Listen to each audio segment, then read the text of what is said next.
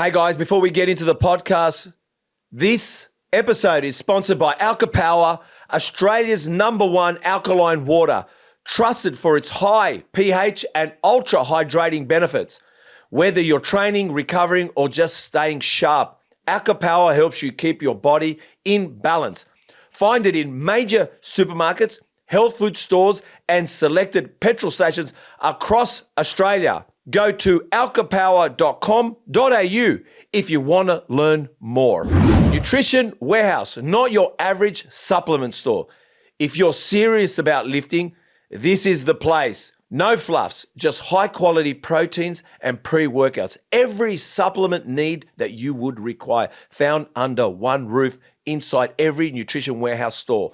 Over 120 stores across Australia and New Zealand, and founded by former Mr. World NABBA champion Grant Mayo. Nutrition Warehouse is built for lifters who mean business. Shop in store or online, nutritionwarehouse.com.au, and grab a cheeky 50% off, that's 15% off, by using discount code MUSCLETALKS, either online or in store. Seriously, skip the random tubs and wandering aisles. These guys are legends. They've got your stack, they've got your back. Nutrition Warehouse, macro foods, ready-made meals that actually hit your macros. Tasty, high-protein meals designed to fuel your goals without the prep time.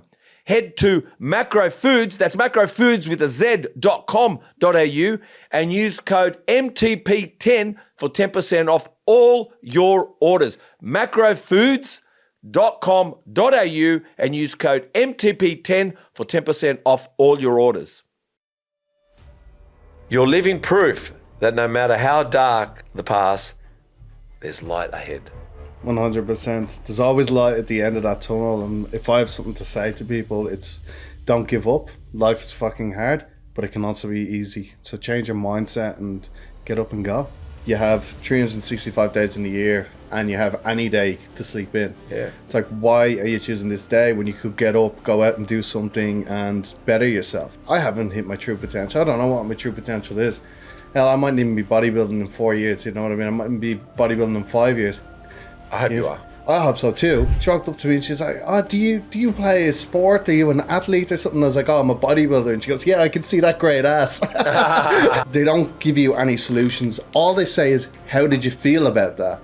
Do you want to talk more about that? Yeah. Are you okay?" All that unresolved anger from being bullied, from all of the stuff that had happened, instead of me letting it out the proper way within boxing, doing my sparring, doing everything like that, I ended up bringing it to the streets. It was a flip of a switch. I'd go from the happiest person in the world, I'd be dancing on the floor and I'd be having a great time, and then all of a sudden I turn around and go, I don't like that guy. Honestly, I can't remember most of my 20s. Well, early 20s up to about 24. I can't remember most of that. I couldn't even tell you what I did on my 21st. I want to open up a gym in the future to support addicts and people who have drug problems. Most addicts have never even been into a gym. That's the addiction that they need, is that gym addiction to get them away from the others.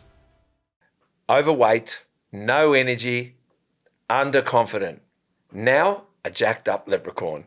Humble beginnings till the world changed before him at 11, 16 and 21 when the demon caught up.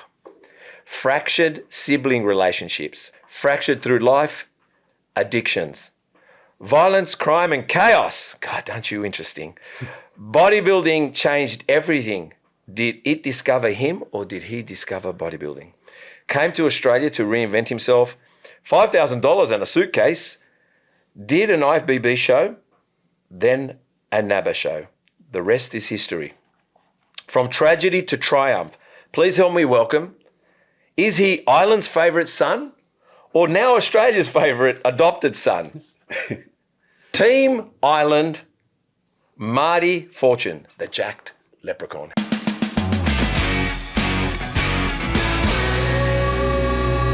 How are you, mate? I'm great. Thank you for that. That was a good intro. I really like that. It is a good intro. Look, there's so much there. I mean, it's pretty dark at the beginning. So what I want to start with, we're going to go straight into not into the darkness, but I think if we're going to, want people to stay and listen to this, well, they always like the dark stories, don't they? But let's go with humble beginnings in Ireland. Martin at 11. You were faced with the unimaginable, and it does sound... I mean, I've lost my parents, but I lost them in my, 40s and 50s. You losing them at 11. But the thing is, your dad passed, but on that same day, your grandmother passed. Now, just can you give us a little bit of a story? What was going on in your world then? Yes, so when my dad passed, he was actually very sick, so he had pneumonia. And he ended up having a heart attack one morning I was going to school. So unexpected. Unexpected, completely out of it. And one of the funny things I remember, right? So before he had the heart attack, he turns around while he's in bed and he goes, "Martin, answer the door. Your friends are at the door." And I'm like, there's no one at the door because I'm getting ready for school. I'm only 11. It's the only memory I kind of have of it. Wow. And he was basically tripping balls at that moment, Yeah. And so he did that, and my mother called the paramedics while I was on the bus on the way to school, and paramedics came, but he didn't get into the ambulance.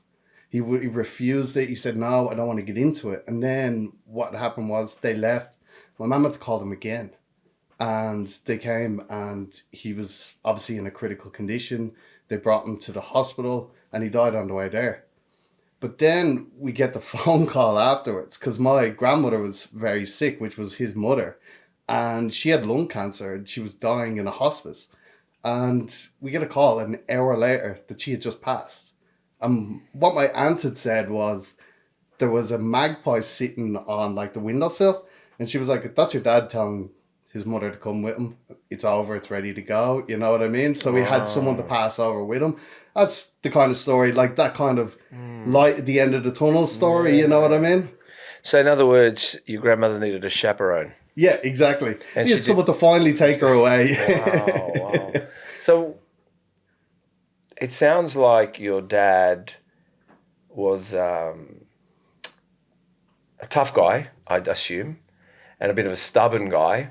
And like most of us, we're always made to feel that we wallow when we have a bit of a cold, or I'll say, like, the females think, oh, when a guy gets sick, he just carries on. But I think we're sick all the time. We just don't carry on. But when it's really bad, it's really bad. But what was your dad like? Exactly like you said, he was a very stoic kind of man. Yeah, he was very stoic.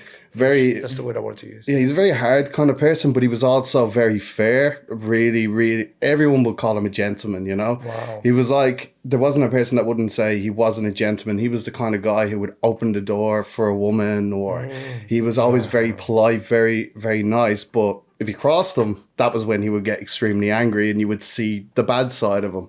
But in that, like, I remember growing up and he was always... there for me. He ended up becoming a taxi driver, had his own business doing that. But he'd work all night, drop us to school, then sleep, and then come and collect us while my mother was in work as well. So he was always on the go and he was always doing things. He even helped with making dinner sometimes. And, you know, like he was a pretty good man in that, and always protecting his family kind of thing. It's funny, you know, my uncle used to be a taxi driver. My uncle, he's still around, by the way, but my dad's brother. And I remember my uncle, my dad's brother as well, both of them, when they cleaned their cars, it was like spotless. They had the cleanest taxi, right? And he'd abuse people if they dropped things or did something in his taxi, right? He was really, he's the only uncle that's got tats like me, right? But the funniest was, I remember walking to school one time, and there he was, and he beeps. He goes, "Dave!" I said, "Hey," like we say, like Theo Nico. He goes to the people, "Move over. Go, I'll take you to school." I remember. He goes, "Move over." He goes, "Get in the car, I'll take you to school." And I'm like, only then you could do shit like that. You know what I'm trying to say? Like, and they shuffled over. Like, it was just how they were. You know what I mean? Yeah, my dad was like that. He'd be driving down the road and we'd be walking and he'd go, "Where are you going?" He was going to the shops, and he'd just drive and he'd pick up me and my friends, drive around. He'd be like... But he was one of these who, it's not like, "Get in the car." It's like, "Get the fuck in the car, I'll drop you," you know? How old was he? He was 39. What a fucking shit, man. And it's one of them things, because I'm slowly approaching that age. At 33 now, 33 in September. You know, you're slowly approaching that, and you're like, oh, fuck. But he was a heavy smoker.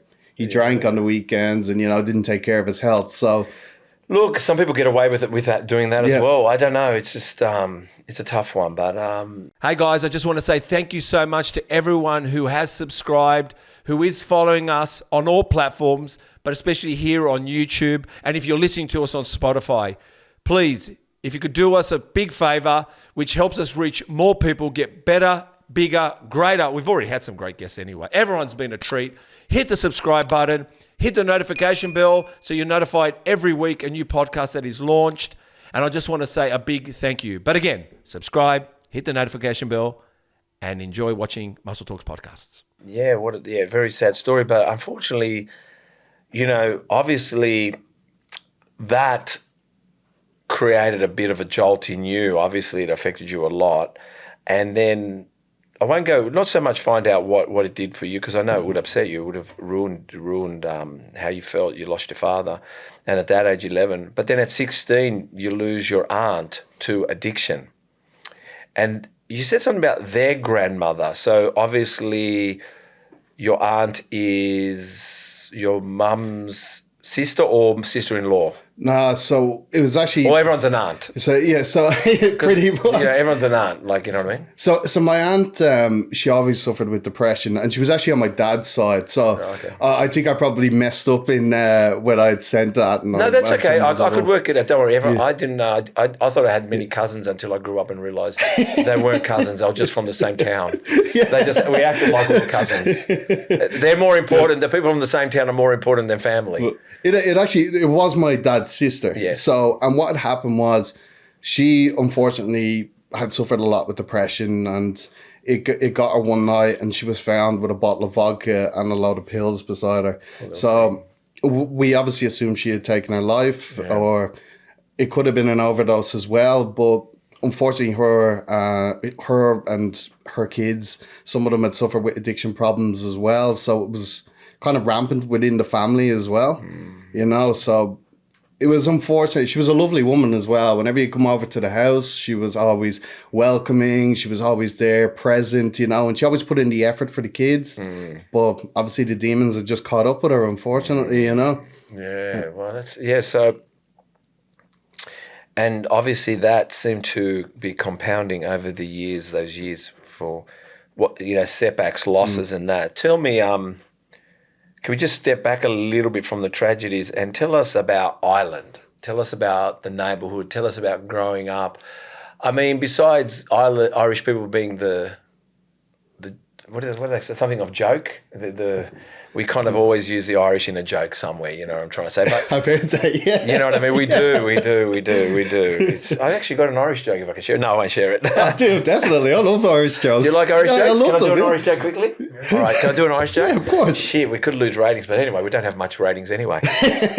I'll do it quickly. There's 3 guys. They're up on the building site. Yeah. And it's lunchtime, and they're dangling their feet off the side. The old days when they used to build, and everyone didn't have scaffolding, right? So in the skyscraper, and they both had their lunches. They open up their tucker box, and and they open up the tucker box, and the guy goes, he was an Italian guy, and he's got this salami sandwich, and he goes, I'm tired of these salami sandwiches. If I have a salami sandwich tomorrow, I'm going to jump off this building and kill myself. So, then there's an American guy, and he had some kind of, next to him, and he had kind of like pastrami sandwich, kind of an American type of sandwich, And he goes, if I have a pastrami sandwich, I'm going to jump off the building and kill myself. And there was an Irish guy, and he had his, whatever, salad sandwich, whatever you want to call it, whatever sandwich it was.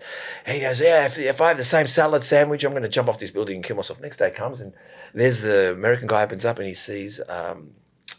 the Italian guy sees, like a prosciutto salami sandwich, and he's gone, oh, that's it, and jumps off and kills himself. The American guy, he sees he's got a pastrami set. He jumps off the building and kills him. Irish guy, he sees he's got a set. He jumps off the building and kills him. They've killed him. So the company turns around and says, we're going to do a combined wedding. Have them all together. And then the widows are crying. The lady goes, the Italian lady goes, if I only knew, I would never have made him a pastrami sandwich. A salami sandwich, prosciutto, whatever it was. And then the American lady goes, oh my God, if I only knew, I wouldn't have made him a pastrami sandwich. And then the Irish lady's crying. She goes, I don't get it. He makes his own lunch every day.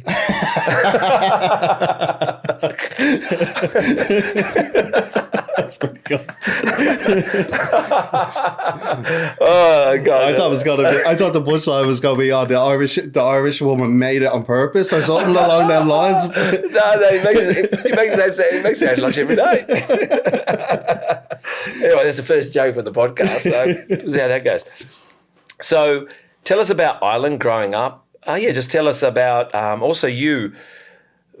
Your dreams, aspirations. What did you want to be? An astronaut? Did you want to represent Ireland? What did you like? So tell us a little bit. Sell us Ireland, your ghetto, wherever it is, whatever it is. Go for it. So Ireland's a beautiful place. Yeah. As everyone knows, everyone says, it's full of greenery. It's an absolutely beautiful place. But where I grew up it was a very lower socioeconomic area, and you would see burnt out cars. You would hear about people being stabbed, and drugs kind of only really made it big when I was about 16 in that area. So it was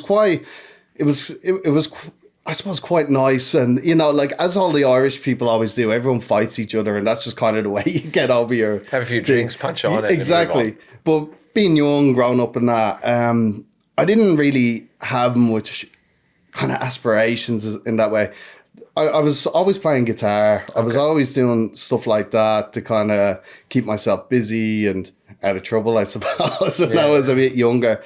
But I think I always wanted to be a sound engineer, which I ended up kind of progressing and doing it. Yeah. But I wanted to go on to being a sound engineer for bands and doing all that and doing live music, which I got into for a little bit, but realized it never paid the bills. You know what I mean?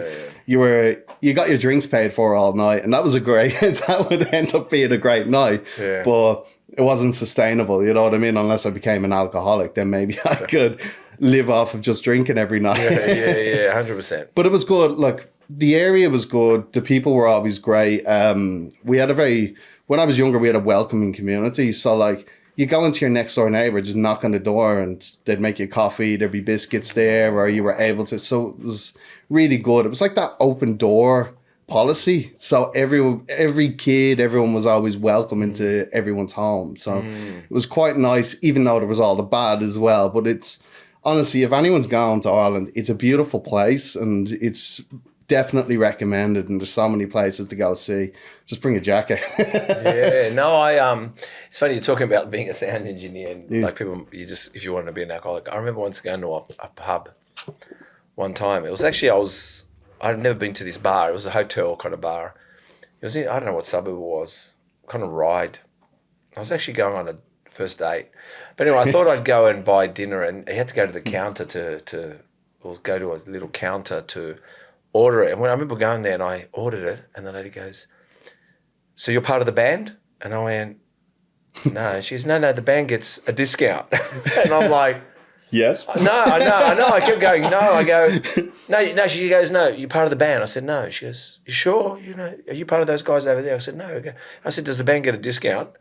She goes, "Yeah." She goes, "I'm part of the band." She goes, "Oh, no, you're not." Like, so it was quite funny. I mean, they're your perks. You don't get paid, you get 10% off. But isn't it funny the way you looked at everyone assumes something about you? Always. I go to a nightclub and people think I sell drugs. I go to work, and being the technical manager at the Australian Surf Club, like, I'll go to work and I'll get the event managers coming up to me and they'll be like, "Oh, here's your wristbands to hand out over there." And it's like, What are you talking about? It's like, you're security, aren't you? Yeah, exactly. Like, no, I'm an AV nerd. I sit behind the desk. That is so funny.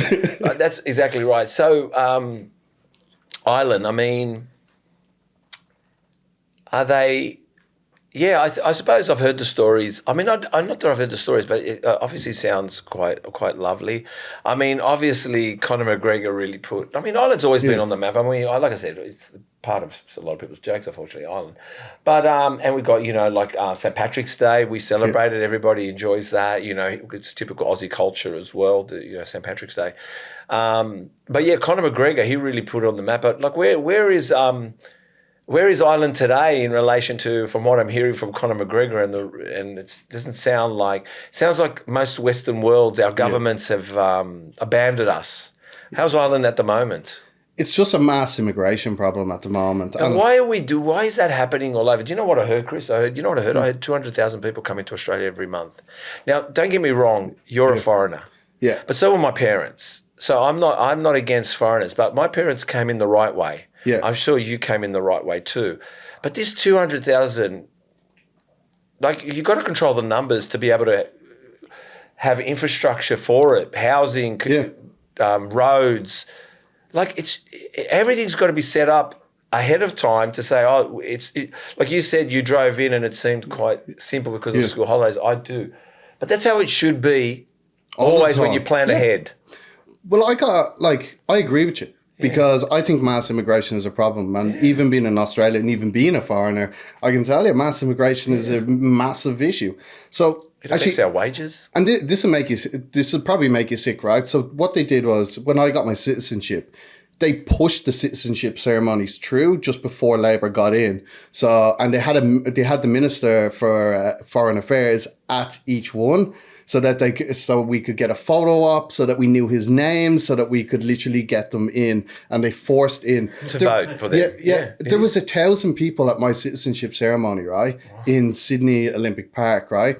Nobody got up on stage. I was speaking to an Asian lady, and she couldn't speak English at all, no English. When they were going through, swearing people in, we all had to swear in at our seats. Like, we stood up swearing in. No one even went up on the stage to touch a Bible, any of the Aussie traditions. Nobody. It was literally. And it is to vote governments in, and but I mean, when is it going to stop? I mean, it's rife right now. We're seeing it before our very eyes. But these guys have got this. Like, I don't know if they're gonna, like, YouTube's gonna shut us down, maybe, but who gives a fuck? But at the end of the day, it's literally that. These presidents, prime ministers, they're like smiling assassins. Yeah.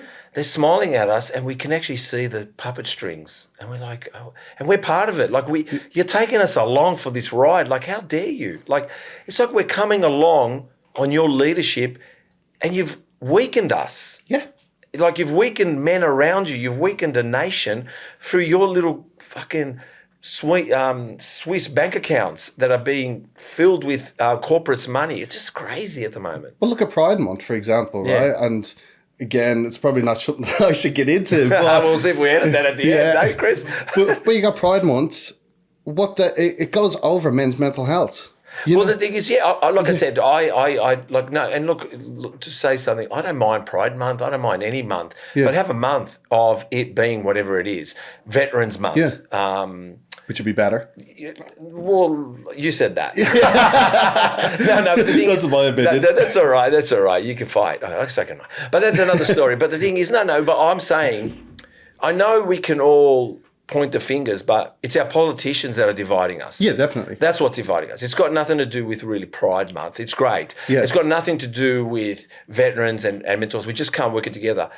When you don't know who you are as a gender, that's a problem. Yes. If you don't know who you are as a gender, you don't know who you are, because we are all males, from Irish to gay to whoever you want to be, construction worker to dancer. Yeah. You can be whoever you're a male and you're a female. Or this in-between stuff, I just don't understand what that is. But that, I'll say it, they're after testosterone. And that's what they're after. They're after lowering our testosterone, not just literally by suppressing it internally on us. They're lowering the testosterone, because it's only one person that lifts a shield and lifts a sword, and that's testosterone. Even women's testosterone will raise a shield and a sword, and you will fight. And that's what they're trying to do. They're trying to weaken generation. So But it's ironic. It's, Everybody, if you've been enjoying Muscle Talks podcast up until now, we're sorry it's been defunct. Thanks to Marty. we'll get off this topic, but I do agree with you 100%. And they are lowering testosterone, and you can see it with males. Males are weaker. They're a lot weaker these days. Yeah. They don't stand up for themselves. The suicide rate is higher than it's ever been, and like everyone puts men down, you know? Well, the thing is, as well, you haven't, and I know you haven't. I have. I've called their helplines. Yeah. They are pathetic. Yeah. When I was in a dark place, and I know people that have used it as well, Yeah. and they're on the same opinion. Even they know it's pathetic. So if anyone's listening, and all these anchor men that when they do a story on a current affair, or they do some story on the media, and then they say call this helpline, fucking stop that bullshit, because it's not actually working. And anybody can come ring it yourselves. Everyone get on the phone and ring it, and you'll see that the person doesn't even know what to tell you. They're not counsellors. You know what they do? They're traffic controllers. They are. And I also called when I was in a dark place during COVID. How bad was it? And it was terrible because they don't give you any solutions. All they say is, how did you feel about that? Do you want to talk more about that? Yeah. Are you okay? There's never anything like, nothing constructive, nothing constructive. You have an issue when you're talking to them. You want constructive. Well, you're hoping that that phone call is a solution or a part of a solution to get to the next stage. But it's crazy what's going on. But like I said, look, guys, and if you get a chance to listen to Steve Talks, it's up on Muscle Talks. You know, I've said this. Guys and women can't communicate. Listen to me. We can't. No. We want to. Yeah. No, we want to. We want to talk to the girls. No, we want to communicate. Yeah. We want to talk about high tea, or we want to talk about stuff. We just can't. We don't know how. We're hopeless. Yep. We're hopeless. And I say to everybody, like even females, if you want to talk to a guy, hand him a wrench. Get under the bonnet, go in the music studio and talk to him while he's fixing up his guitar or he's playing with his cameras. While he's down on his cameras, you see that. Go and sit next to him and pass him, wipes to wipe the lens, and ask him questions, and he'll talk to you. But if you're waiting for him to come and sit on the couch over an English breakfast tea, matcha, it ain't happening. I know. But I'm just telling you. But do we want to sit and have matcha with him? Yes, but can we? No. Let's get it right. We fuck it up. We fuck it up in the end. It's the same with women. It's your delivery is everything. It's how you say it, not actually saying it. So you don't tell them straightforward information. No. You gotta go here, you got to go left, right, through the center, and then you got to come all the way around the roundabout and come back, and then you can tell them the information because you've softened them up. But also, when you tell them something that you feel like you've gone from Superman to Clark Kent, and you see their eyes go like this, I thought he was a strong guy. And you know it by their eyes, and you go, all right, pull back, retract everything. No, I'm not having problems at work. No, there's no problems at all at work. I didn't lose my job. No, plenty of money coming in. It's just hilarious, isn't it? But you can tell by their eyes, you go like, yeah, I'm really sad. And you see them going like this. Like, what happened to this guy? And you go, oh, Jesus Christ. Like it just, oh my God. I don't know how we got into that question, but grappling through all this, oh God's sake, it was, I don't know where it was about government, but anyway, fuck you government, it's done it to us again. Grappling through all the heartbreak, you turn to possibly escaping the feelings it brought on and emotions by numbing it out, suppressing it with drugs like cocaine, pills and MDA. Tell us about that. Well, as you wrote it. I did. It's part of the story. Look, I went through it all. I loved my party drugs. Absolutely loved them. Yeah. And look, I'm not going to lie, they were great. I had some of the best times of my life on them. But that's the problem. I had the best times, but they nearly ruined my life. Yeah, 100%. I was in debt, and there was a lot of issues there. Could have potentially been hurt pretty bad in Ireland. It's a really dark time. And then when you come off the drugs, what happens? You got your massive depressions. So you're in this massive depression, you hate your life, and you're just waiting for the next week to come along so that you can go out and party again Friday, Saturday and Sunday. Yeah. I realised that one time when I was partying a little bit, especially back in the day with kind of, I think my thing was, my eckies were, ecstasy was my thing. I never really, cocaine and speed, I just felt like it cleared my sinuses. I don't know why. It was just, I never really got into it. But you know what I saw? I saw that you did have like your 3-day lows. But then I realized as well, when you're out with people and they take drugs and they're pushing it on you and they're on it, they get very aggressive. Like you're not going to have some with me? Like, it's different to alcohol. Yeah, it is. But when they're kind of like, hey, I've got a bag, and you go, yeah, that's cool, and they've gone and done it, and go, here, you can go too now, and you go, no, I don't really want to. They go like, why? You go like, fuck, who is this person? All of a sudden, it was like a whole different person until they came back to the bar. Have you never noticed that? I have. It's like you're not accepting gold off them, man. It's like, what's wrong with you? And it's like, I don't want to touch it, man. Yeah, I'm like, it's okay, bro. Yeah. Like, good on you. Yeah. One time, this guy gave me some stuff, and he was really uptight about it. So I took it, and the next day, I took it back to him. I said, here you go. And he goes, oh, you didn't take it that night? I said, no. Yeah. He goes, why? I said, I didn't want to, but I wasn't going to hand it back to you the way you were acting. I said, here you go. So I kind of gave back, kind of like to say, mate, it's your hard-earned money. I'm not going to throw it down the... Yeah. It's already a waste of money anyway, but like, just crazy stuff, man. People are quite funny, you know. And me, I think, I don't know what it is. I think maybe it's my look, but I get that as soon as I walk into places. Like, they just think I'm on that stuff. Probably yourself too, the way you look as well, bodybuilders as well. I mean, you know, what else do bodybuilders do then? But anyway, but they stand at a door and take drugs and have sex with women in the toilets. What else do the bodybuilders do?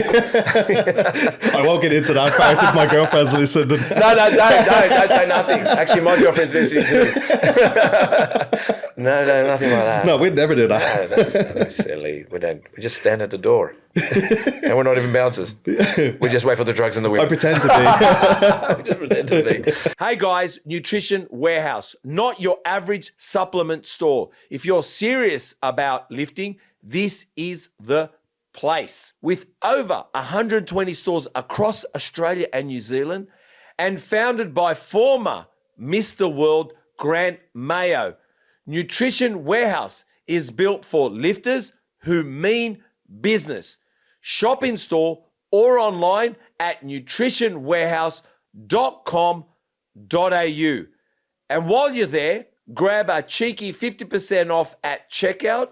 Use code MUSCLETALKS. That's Muscle Talks either online or in store. Hey guys, how important is hydration? How important is water?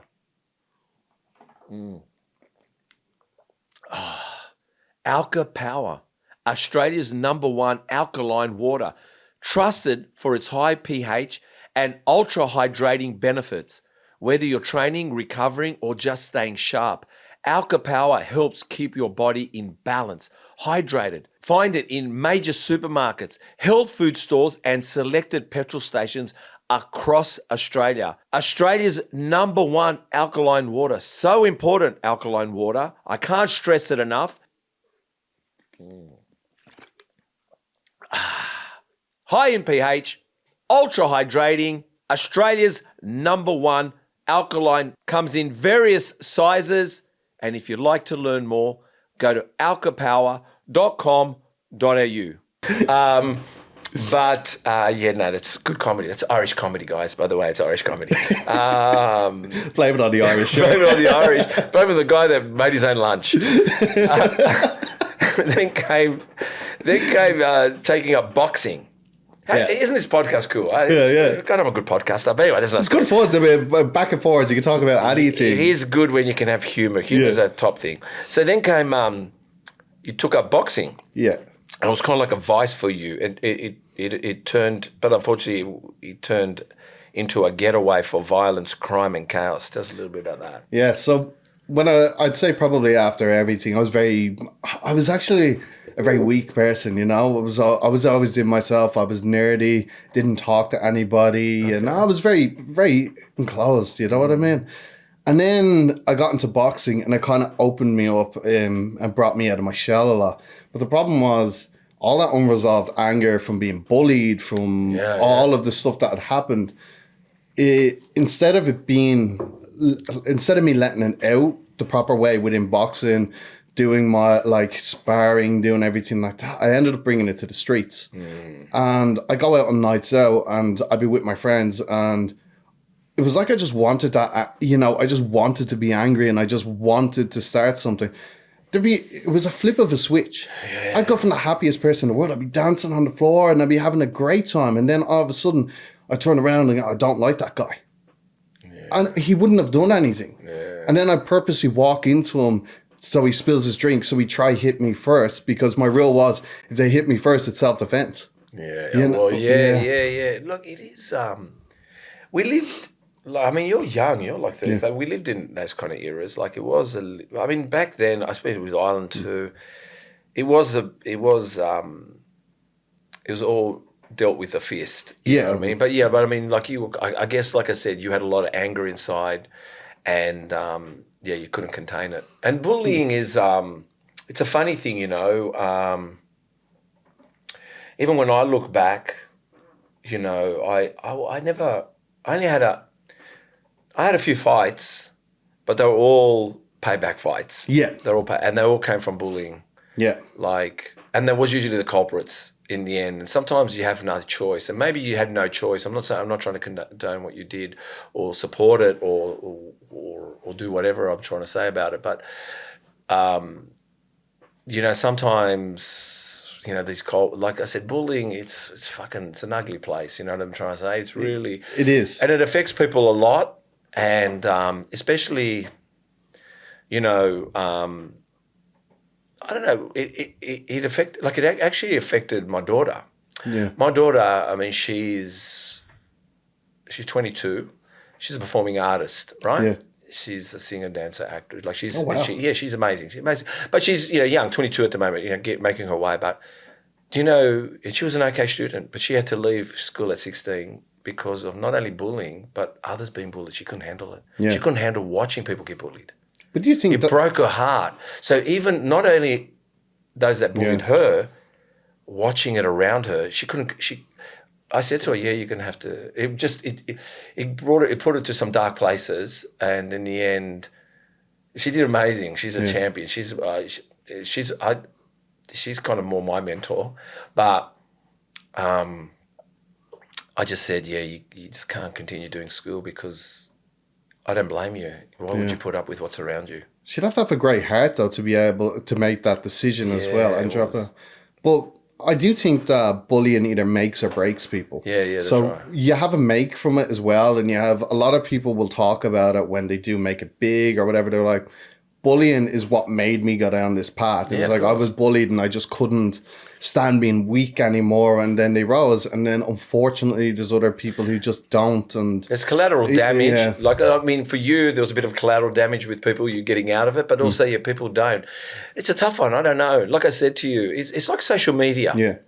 You know what makes me laugh? I see a post I don't like, but I never feel like commenting because I just don't like it. Like me writing something, it's not going to make me feel better. I'm like, I don't like that post. But I can't believe people type. I know. Like they type in there. Like the only time I ever type, I'm not trying to say I'm a good person, but if I see something that's really cool, I like to say that's really cool. Yeah.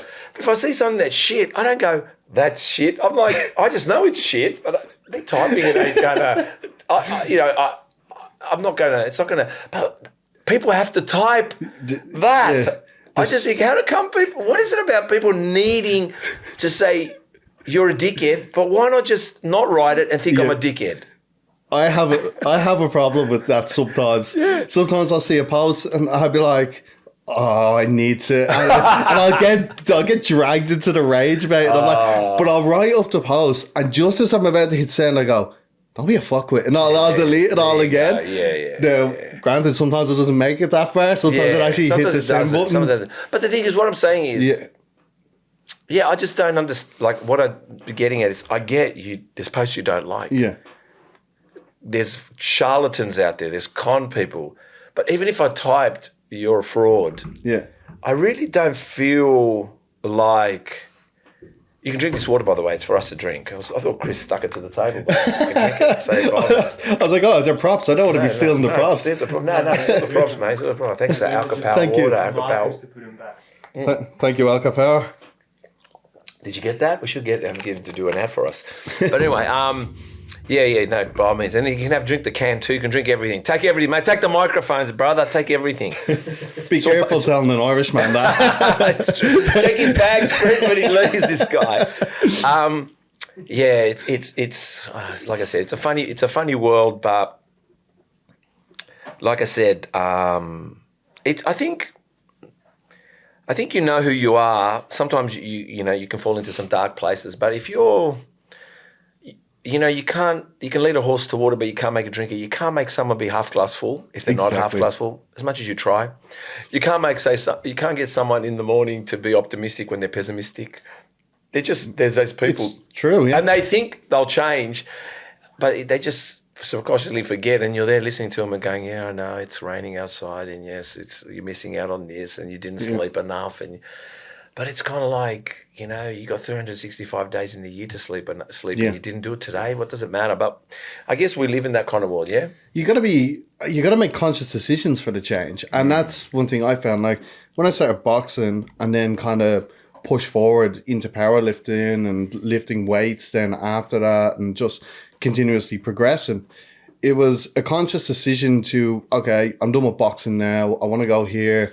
Now I'm going to eat healthy. Now I'm going to lose the weight. Because I was 110 kilos of fat when I was 18. Yeah. And then I got down to 70 kilos. You know? Yeah, I saw those photos. I got it here. Yeah, oh, cool. Yeah. Well, it was hilarious because I got down and then gone back up and now hitting 100 kilos right now. Well, man, I tell you what, isn't it? It's so different seeing you at a show. I mean, you looked amazing on stage, but like I said, now that you've puffed up a little bit, you've got some food. Cheeks again. You got cheeks again, and you've got some carbs into you.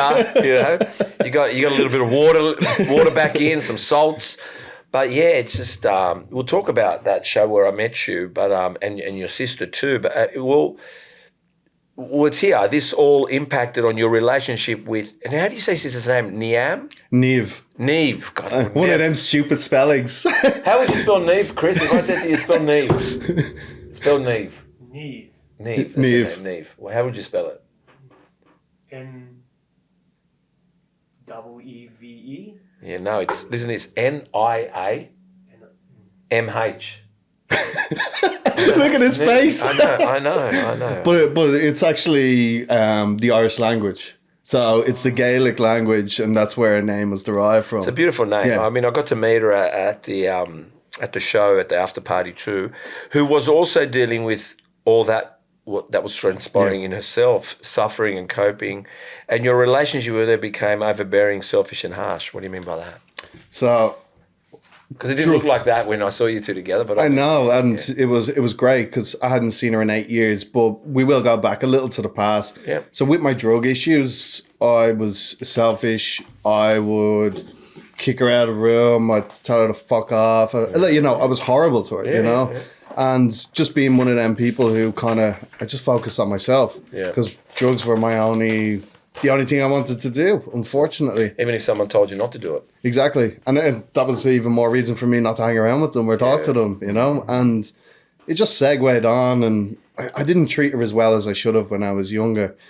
But getting that opportunity, especially after not seeing her for 8 years, hardly speaking, and the only time we did talk was maybe a text here and there, to her coming over to Australia, and it was amazing. We became best friends. Yeah. And look, I'm not a crier, and I don't cry, but I gotta say, like when she arrived in Australia, I was crying. It wasn't even just a few tears. It was like I just couldn't believe that after all them years, and I didn't know my sister because when I left, like she's 25 now, and when I left, she was only like 18, 17 at that point, and. Seeing her change and seeing everything, and not only that, being absolutely shredded for Navi's show is crazy. I think I was just listening to you. I don't talk to my sisters, unfortunately, and I mean I don't really care. It's not. I was never abusive. I'm not an abusive person, but I think they forgot being my sisters and started to think they were the replacement of my parents. Yeah. When my parents passed away. And I think they think people owe them something. If they're listening, I don't give a fuck. But I have no problem with them. But the thing is, I think just listening to your story, sometimes sisters are like the closest thing to your mum. Yep.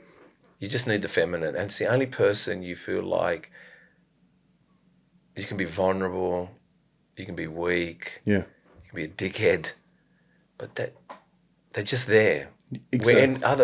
When no offense to any women, I'm not, but your sister is like that woman, your mum or the sister is. You can just drop your shoulders and be a little bit of a rat bag. Not to them. We're not saying to them. Yeah. But just be a rat bag in general. I know what you in mean, life. yeah. And they're just there. But when I heard the story and you're crying, you said at the airport, I get it, man, because you just there was something missing in your life to that closeness to connect with and someone you felt safe with. And it was kind of ruined for a little while, wasn't it? Until she came, and then you could rebuild it and feel safe with her again.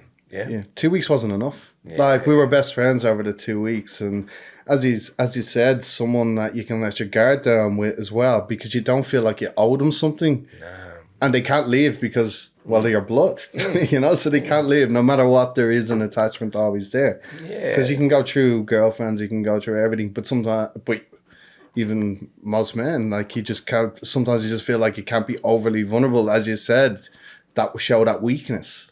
And you know, it's funny because you can only really show it with your mum and your sister. Yep. You don't have a daughter, I do, but you can't show that weakness even with your daughter. It just doesn't work. How to take advantage of it. No, hear me out. No, I get your point. No. Kids don't need to. You wouldn't know what your dad's stressed over. Yeah. We don't do that. You think you can. You think you can tell your kids issues. It's like, you know, when I told you that when they sit on the couch and you tell your girlfriend too much and they start doing those eyes. Yeah. You do that with your kids. They start going the same way. They go, I thought my dad was strong. You just don't go there. Like, I know you want to. I know you want to tell your burdens to your kids who are 20 years you're younger or 30 years you're younger. It just doesn't work. But your sister, it's a whole different thing. You need that. There's a different feminine side you need. Your mum and your sister is a feminine side one needs, you know. Like, I quietly miss it. I'm sad because I don't have my mum. Yeah. Because I don't know, man. I just didn't even need to pay attention to my mum. It just happened that we paid attention when you didn't even know. Until they're gone, you don't realise you pay attention to each other. Yeah. You know, the conversations, even the quietness. You can sit in the room and say nothing. They're just there. You know what I'm trying to say? Yeah, and you could be, as you said, sitting across, having a cup of tea, just watching TV, whatever, but the presence is felt. No one says talk to me. No one says say anything. It's just connection. So I'm really glad that you made amends. But you know, I'll get to that point. Because we're going to get into the bodybuilding side of it. But at 21, the demons caught up to you. And there you are, found with cocaine in the family home, and you were forced to leave the house. Wow, that's a big one, man. Yeah. And for a little while there, you were homeless, lost, and broken. Yeah, so I had to call on all my mates. That was the big thing. So the night I was out of my mind, right? I probably had about 3 bags at that point, Wow. 3 grams, and I was pretty out of it. And I remember just being up in the attic and my mom going, man, get the fuck down here. You know, I was with 2 friends and walking down the stairs. And, you know, I can remember fragments, and I just remember like looking at her, but looking through her. Yeah. You know, I wasn't even looking at her. I was just looking through her, like, and, you know, I was just like, whatever, I don't care, you know, and I was completely out of my mind. And I didn't even know. She actually let me sleep that night. She didn't kick me out that night. She let me sleep. So kicked my friends out. That was fine. Had to sleep. I went downstairs and she was like, I want you out. Wow. You know, I want you out of here. Call, and man. she's like, I found this downstairs and all that. And I left it because I just forgot. I was so out of it. I forgot and I left it down there. And that was one of my biggest regrets. But it was probably one of the things kind of pushed me, because myself and 2 of my mates went to a place called, like, literally the name of the area was Love Lane. We ended up living in this apartment called Love Lane. When you're on drugs, everyone's in love. Yeah. Only now we had an excuse to call it Love Lane, because it actually was. Of course. But we ended up moving in, like, 2 of my mates, into this absolute party house. we didn't have much money. They're like absolutely no money, but somehow we always had beers. Somehow we always had drugs and people at our house every single weekend. Oh, no. But it was after that kind of segued my decision to move over to Australia. That was what pushed me over the line. Really? Yeah, that was what pushed me, because I was just every weekend. Like I honestly, I can't remember most of my 20s. Wow. You know what I mean? Like, well, early 20s up to about 24. Like, I can't remember most of that. I couldn't even tell you what I did on my 21st, you know? I can tell you where I was, but I couldn't tell you what I did. Yeah, well, like I said, I mean, again, I keep thinking we're different ages, but yeah, sometimes in your 20s, I mean, I think myself, I mean, I wasn't really addicted to anything. I was, from 18 years old, 19, I was into bodybuilding. I was into fitness, I was into clean eating. So but hence why I took Eckies, because I thought, well, no calories in those, you know. Drank a bit, but not much. But I remember one night going out, I was at, people would know this club in Sydney, it's called DCM's. And it was a big party place in Oxford Street. And then they'd have an after party, you know, like daytime club, you know, the club that you go to when you leave at 6 a.m. in the morning and you rock up another club. They open it up at 9 a.m. and then the club, it's all dark inside. And when you look outside, it looks like some derelict building, you know what I mean? But Yes. You know what I mean? Yeah. I remember going downstairs, about to get in my car, and there was daylight walking out. And I looked at everyone, and no joke, everyone, I don't know if it was just me, but everyone looked like skeletons. Yeah. I looked at everyone, I go, they're fucking ugly. Yeah. Like I was looking. So I looked at a reflection in the mirror of a car or the window of the car, and I looked at myself, and I was really glowing. Like, you know, because I was training, I was really like bodybuild. Like, it wasn't the clubs weren't full of bodybuilders. It wasn't. That was when predominantly males trained, and there was 5% females, and there was just an open class. There was no classic men's physique. It was just open class weight division. Does that make sense? Yes, it does. And women were jacked. Yeah. And that was it. You would never had. Women didn't have asses, and guys didn't guys didn't have legs. They were training up a body. Well, some of them were. I trained my legs. But having said that, it was like, and that was the moment I said, do I go to the day club or go home and have cornflakes? No joke. Yeah. And I remember calling my cousin in the morning, because he was a shift worker. Yeah. And he was into bodybuilding. We've got the same name, because we're named after our grandfather, and we're the same age. And I call him Junior. They call me Senior. Yeah. I said, Junior. He goes, oh, what are you doing? I said, oh, man, I just finished at DCM's. He goes, oh, you're crazy, man. Good on you. You have a good night? You know, what about the girls, all that stuff? I said, Junior, what do I do, man? Day club or go home and have cornflakes? Even though I don't like cornflakes. Yeah. Okay. It was kind of like an example. Like, I was just using it. Do I go home and have breakfast? Or do I stay day club? And he goes, go have breakfast, man. Because we were training. He goes, go have breakfast. Go get food in you. I went, and that's it. And that was the moment I kind of stopped it. Because when I looked around me, I said, oh, this is ugly, sweaty. Yeah. You know, people hanging off you if you've got drugs, because I had some drugs on me. Yeah. Just hanging off you, you know what I'm trying to say? And you think, oh, like... And that's it, they're only using you for drugs. Like, it is. I had similar situations. We used to go to these illegal after raves. Yeah. And we'd go to them, and you get in there at 3 a.m, because all the clubs were starting to close at that time. And then at 8 a.m, they kick you out. And you just look up, and the sun is shining, and the birds are gone, and you're like, I feel like death. And as you said, like, you look at your reflection, you're like, that's me. What was I doing? What was I thinking? You know? Yeah. You literally feel like a junkie at that point. Like I said to you, I think I hadn't reached that point, but I looked around me, and I was like, I'm still glowing in a way. Because food was so important. Training, I was very dialed in. Yeah, I was probably prepping for like 8 years. When I say prepping, I'm saying like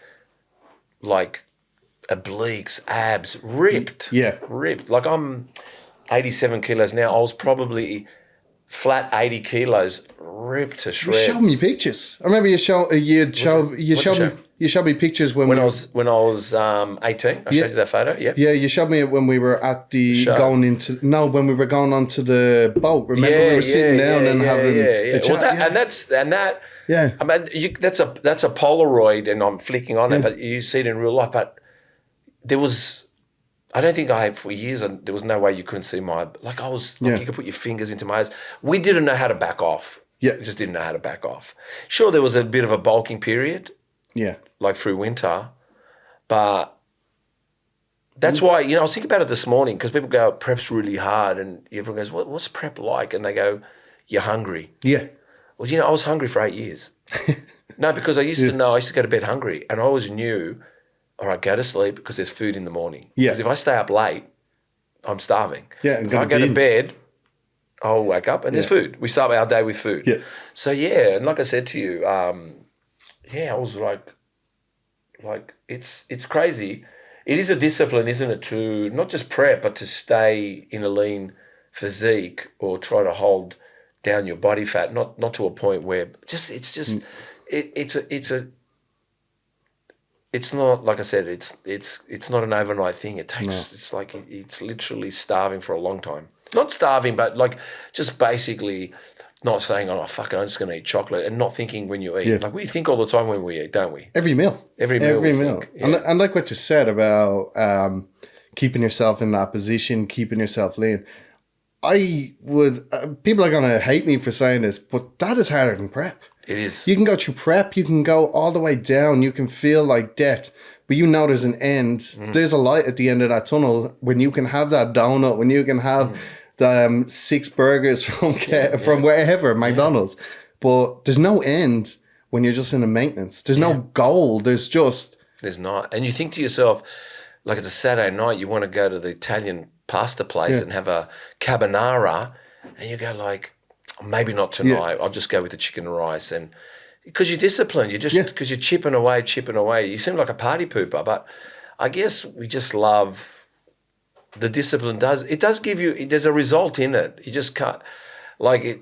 It pops when you don't realize it, but each time you break it, you don't see it. That's why you go, it's not going to happen. It's not going to, because you're just not going to go through literally maybe 5 months of prep time or staying in maintenance, because you keep breaking it every weekend or breaking it during the week. It's just, it's a hard one. It's a lonely place. That's why sometimes you don't want to eat with people. You just want to eat by yourself. It's easier. Well, actually, during my prep, right, it was my girlfriend's birthday, and it was her 40th, and we were there, and we went to Hurricanes Bar and Grill with her entire family. And I had, you're not gonna, Tupperware. I had my Tupperware with Wheat Bix in it, while everyone's eating ribs, eating steaks, eating everything. The smell, and I'm here eating Wheat Bix. Wow. And granted, it was near the end of prep because this was April, and May is the first competition for states. I'm hungry as I can possibly be, eating 100 grams of Wheat Bix, and that's it. No flavour, nothing. You know what? We had John Brown. Now, John Brown, he was a NABBA champion. Yeah. Right? I don't know if you know John Brown. He's an American guy, African-American. He's in his 70s. The coolest cat I've ever met. And like a philosopher, knows everything. He was Mr. Universe 2 times, World 3 times. Competed once in Olympia, but he just wasn't ready. They got him. They asked him last minute to come into Olympia. He looked amazing. I'll show you some photos of him, right? Chris, maybe you can bring it up to show him. But we said to him, he said he never was on a diet. He goes, I ate everything I wanted. Everything. Oh, I heard that, yeah. And he said, listen to this, and he said that, I said, what was your prep meal? You know what he said? Hot dogs. He ate hot dogs. I said, hot dogs? That's incredible. Yes, hot dogs. But then I realised the penny dropped. He trained so fucking hard that he was burning calories that he never worried. See, I think what's happening with body, and he said people aren't bodybuilding today. And I was like thinking, what does John Brown mean they're not bodybuilding? Because bodybuilding is dying. It's going to die one day. And I went, how can it die? Because it's a chemical warfare. You can you can just go and do a bit of biceps and then go home and through I guess, not just drugs, but creams and surgeries and this and injections and that. You could create the body without lifting the body. In a sense, the way he was talking, I didn't understand what he meant, but I sat back and tried to remember what he said. People might think I'm an idiot, but no, he's right. The only way they built bodies, these guys, was lifting extraordinary weight for 3 hours in the gym, 6 days a week training the body part 3 times a week. Yeah. No one, the same body part 3 times a week. I know that. Yeah. And I did too. And we were never on big, we did eat tuna and rice, but we didn't measure the food because the motor was running so hard. Yeah. When now it's like, hey, 45 minutes, get out of the gym and go and rest. And you better weigh it. And like I said to you, but I guess that's why he said he never had a diet. He goes, I had hot dogs. Yeah. But it was probably he burnt the furnace that hard that's why it worked in his favor. It wasn't like he was going to put on fat. I don't know. But like today, like I said, you went to this ribs place. But if we looked at it, if I looked at that mathematically, let's say I looked at it mathematically. So obviously that rib night, and I get it because everyone does it. I mean, I've never done it. And I don't know if I would, but I've got Tupperware here. Yeah. I'm in the Tupperware club, right? I just ate on the way here. But I just know if it is, and coaches they probably all going to get angry over this. Hey guys, Steve here. You know how much I love food. Food is very important to me. I'm an advocate for good food, good quality food, well-priced, well-valued food. And this is it. Macro Foods. I've searched long and hard and I found it. It took a while, but I finally found the best. Macro Foods, ready-made meals that actually hit your macros. Tasty, high-protein meals designed to fuel your goals without the prep time. Head to Macro Foods, that's with a Z, macrofoods.com.au and use code MTP10 for 10% off your order. I'm serious, guys. Only seek the best, eat the best, and promote the best. Macro Foods, macrofoods.com.au. Go now. Use code MTP10 for 10% off all your orders. I think that if you sat at Hurricanes and you ate the ribs and you went that night, it just meant that you had to rev the motor harder the next few days to burn those calories. It wasn't about even restrict or get rid of food. Yeah. You can bounce it if you want, but we somehow don't know how to bounce around with it. Does that make sense? Like, I don't think eating ribs someone would say would kill you. But yes, if eating ribs that's your end date, and they've done all the mathematics, and you've eaten ribs and it's pushed you over that end date, well, you're going to have to find a way inside there. You can still fix it. Definitely, yeah. But that's what I mean. But like I said, I don't know. I've never really, like I said, it's tough how you can sit there and watch all the ribs and eat Weet-Bix. As you said, it's not linear, so you could potentially decrease calories over the next few days. Or beforehand. Yeah, or beforehand. I think we just got to learn, like I said, I think it is food. Yeah. Micronutrients. But I don't think you lose, like, if you ate ribs that night, let's just say you did. Like I said to my daughter once, are you going to be fat the next day? She goes, no. All right. You ate those ribs. Are you going to be muscular the next day? No. That's right. Nothing happens overnight. It's literally months and years of processing. Definitely. So I think, like I said, it's a funny one. But when John Brown told me that there's no more bodybuilding, and I'm like, what does he mean by that? Yeah. He goes, in a couple of years, you won't even need to lift weights. And I went like, what does he mean? He goes, matter of fact, it probably started now. He goes, I watch people in the gym going, like, where back then, I think everything was dumbbells, free weights. And that's why muscle was so intricate and why we were cheating a lot of the time, because there was a lot of swinging, but there was a lot of, everything was moving. So it was creating intricate muscles. Now everything is like, I don't know. But one thing I agree with you is everything's not about training anymore. Now you have all these influencers and everything trying to talk about biomechanics, for example. Yeah. It's like, so you got to lift a weight this way. And they're skinny, small little guys who look like they've never been to a gym a day in their life. And they're saying, oh, you need to lift it this slow. You need to do this. Yeah. And you're like, what are you talking about? It's like the biggest guy, for example, people like Jay Cutler, all they did was push weights. And they were doing And some of them were even training twice a day. But they didn't even say, like, I mean, yeah, I do laugh but that's because everyone's a charlatan and they're all paid a marketing guy. So it's like me paying you and you say, just tell everyone to train like this. And you go, okay, I will. Yeah. And all these guys have got a coach and that coach shows them how to train and then they act like they're experts, but they got it from their coach. It's just these Chinese whispers going on. Chinese whispers means you start a conversation in someone's ear. By the time you get to the 10th person, it's a whole new conversation or someone else owns it. You know what I'm trying to say?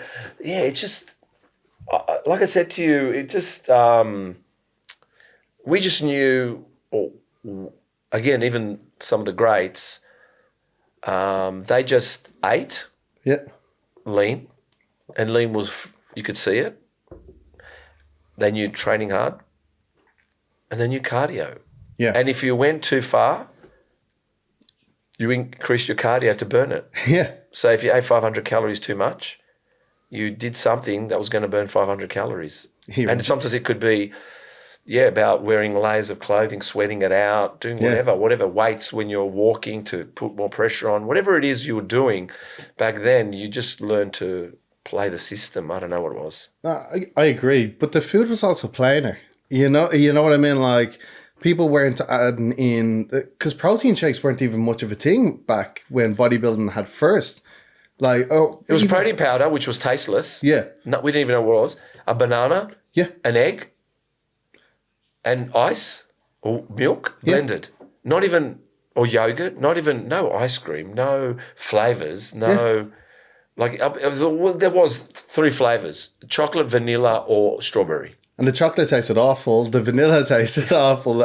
But would they threw an egg in there? I had a juice bar. I used to throw egg in my protein shakes for people. I had a line. That was the only juice bar in the city. I was 30 years old. And I throw an egg in there and everyone was like, wow, like I mean, I just knew because that's what I did. Yeah. But now it's, just like I said, it's, and we even knew just protein powder on its own. You got to throw a banana in there, man. We've got to throw some yogurt in there. We've got to throw an egg in there. We made it kind of like it was a meal in itself. But see the difference with the food? Like these days, everything is, as you said, make your own protein ice cream, make this, there's preservatives and everything. It's absolutely incredible. So there's so much out there, but nothing actually satisfies you when you eat it. No. That's what I'm saying is just for the cheat in the mind, you know, that sugar, and like people aren't getting over the sugar addiction. They're just kind of replacing it with stevia or anything else. And also, again, I'm finding people are scored on conditioning, meaning how far down you can get your body fat. Yeah. And like some of it, big deal. Like there's nothing there. I've seen a more muscular Ethiopian. Like, they look muscular. Yeah. But the thing is, sometimes people lean so far down. Like sometimes I don't know. It's just, I don't know. I mean, there's a lot of talk about bodybuilding at the moment. And there is. There is a lot of talk. I mean, since we're on that subject, what do you think about a few things? I mean, not so much, I won't go with pro cards with you because it's not, but like, don't you think, or I'm thinking, and I believe it's the coaches and the federation's problem. Yeah. But they're allowing anybody to get on stage, and bodybuilding's become. Yes. I never competed, and I'll tell you why I didn't compete, because I felt I wasn't good enough. Yeah. And I was good enough, but the guys that were on there really wanted to be on stage. I didn't. Yeah. But I wanted to look like them, so we matched it up. Even when I was off stage and we're talking, and I go, Martin, you look, Marty, you look great, but I'd be with you, your age, your mate, but I just didn't want to be on stage. You want to be on stage. Yeah, exactly. But now it's like become a beauty pageant or look what I achieved pageant. And I think federations, which are making money on paper, taking people's money, but they're washing out the sport. I mean, coaches should go, listen, bro, I'm a bodybuilder, but that's why PTs aren't bodybuilders, some of them. I get it. But I think they should say, listen, I know you want to get on stage, but you're not showing that. You don't have it. Yeah. You're not going to be Miss Australia for a beauty pageant. Unfortunately, my noggin's not good for that. But if you want to go and compete, I can get you there. But you need to do a few years of building with me, and I'll get you there. But don't make me lean you up and get on stage and we cheat our way through it in a sense, or go on quick cycles. What I'm getting is it's like, I think, and the federation should be, if you want to compete, they should go, all right, Marty, we got your application and thank you for sending through pictures of yourself. And they should sit there and look at your photos and go, yep, Marty, we've approved your registration. Thank you so much. We'll see you. And you're going to go in novice. And in a sense, that's it. Yeah. First timer, because I can see your physique's not there yet. I don't want you to just waste your time. And also, stop pushing people that didn't win a state show to go do a national show. Yeah. Like, you didn't do good in the state show. Come and challenge everyone at the national show. You didn't make it to the national show, but you can come. Agreed. It should only... And then you suddenly, like, it's like saying he gears himself up, does something, shreds down, and the guys that won the state show, everyone loses to a no-name. I get it, but I think you just got to allow everyone to do their time. Next year, you want to win a state show, which gets you into a national. And then when you've got the national players, $2 in correctly for that.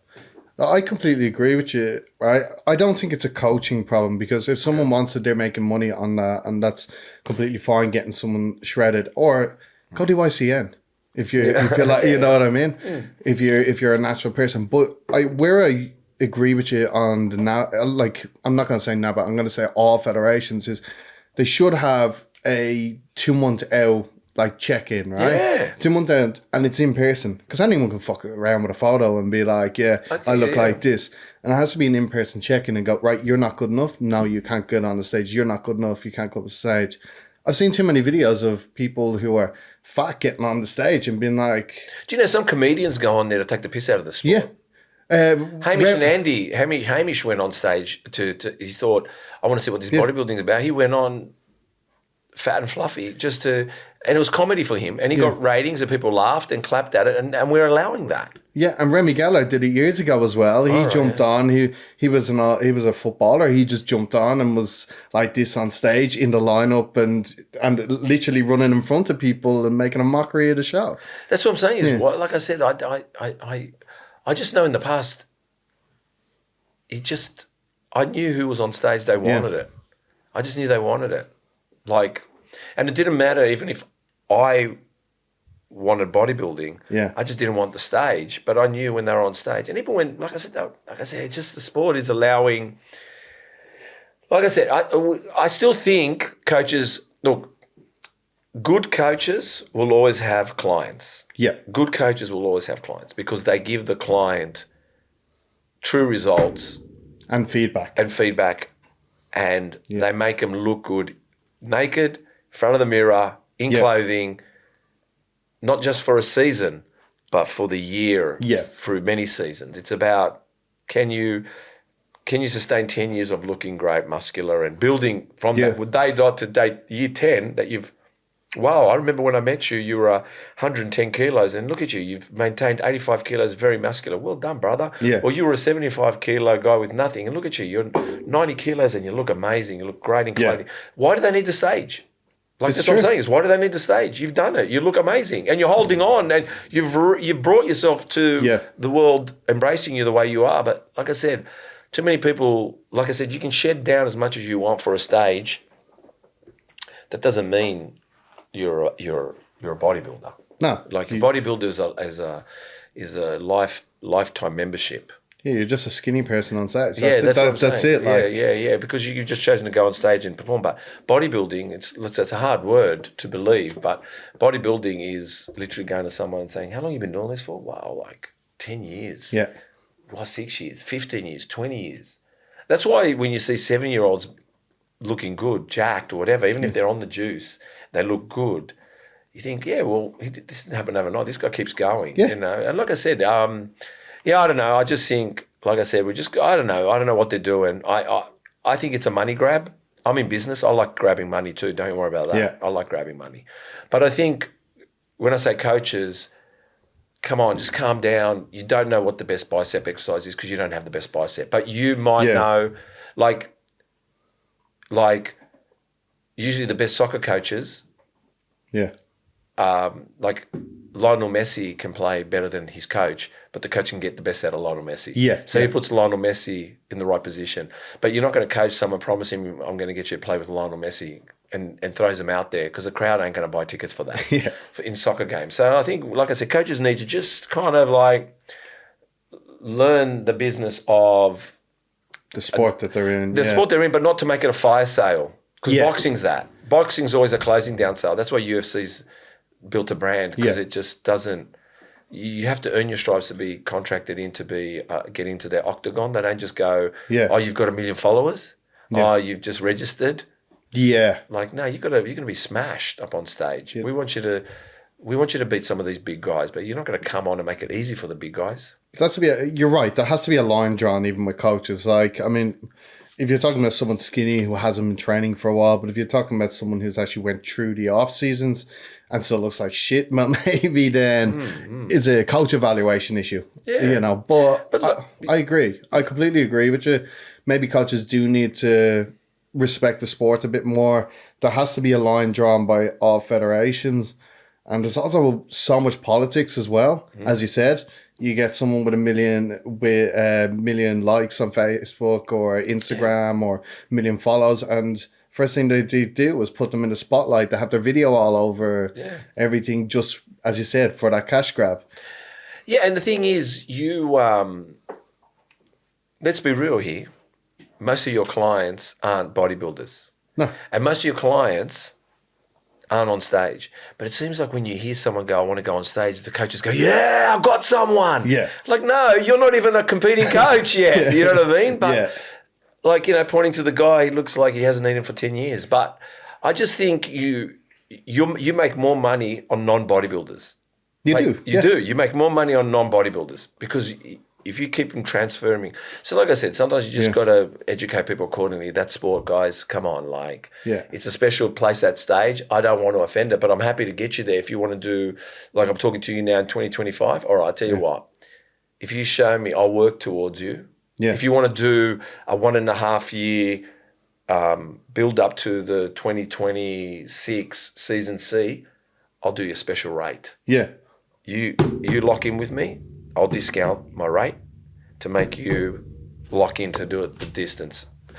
Does that make sense? It does. Be smarter. Well, see, Someone will turn around and go, oh, you know what? So what, you're going to take $20 off the hour if I lock in for 18 months? Yeah. I fucking know, because that calculates cash for me.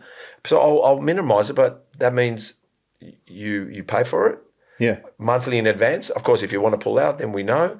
But monthly, like you could really play the game properly to get people on stage. You could, 100%. And like, as a coach myself, I am very selective with who I pick or who are my clients, you know. And if someone wants to get on the stage, I tell them straight up, I'm like, okay, well, this is the off season you need to do. Yeah. And they're like, oh, but I want to do it next year. And I'm like, well, you don't have the capability to do it. Yeah. And I lose people over that, but it's not my job. It's something I just love doing. So because of that, I can actually afford to just go, all right, well, why? Yeah, because like I said to you, you can jokingly believe you're doing something, but like I said, the proof is getting good people up on stage and presenting the sport well. That's what I think anyway. But let's have a look here. Turning point was bodybuilding. You posted in 2020 this. Where am I saying? Oh, yeah, here it is. I've got to go. This is where I said I'll go to the photos. 1 minute. Photos.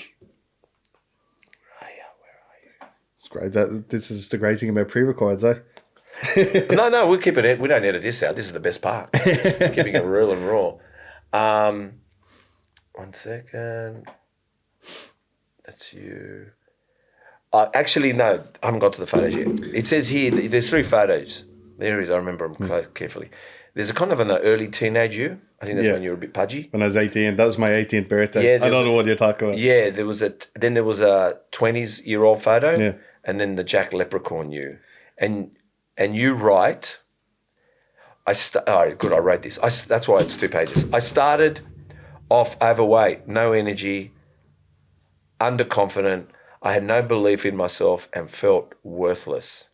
This is your post. It wasn't until you started running, boxing, and you found myself a little bit. I got stronger. I started to gain more confidence in myself. You lost 40 kilos. I felt amazing. Bear with me, these are your words. And had a lot, look at that, a lot of energy, but I wanted more. Fast forward 6 years, I started to teach myself how to train and what I needed to do to get to my goal of 100 kilos, which you are right now, apparently. I tried everything from fad diets, YouTube, looking up tips online. Believe me, when I say I took the long route, and the long route is it, to my journey.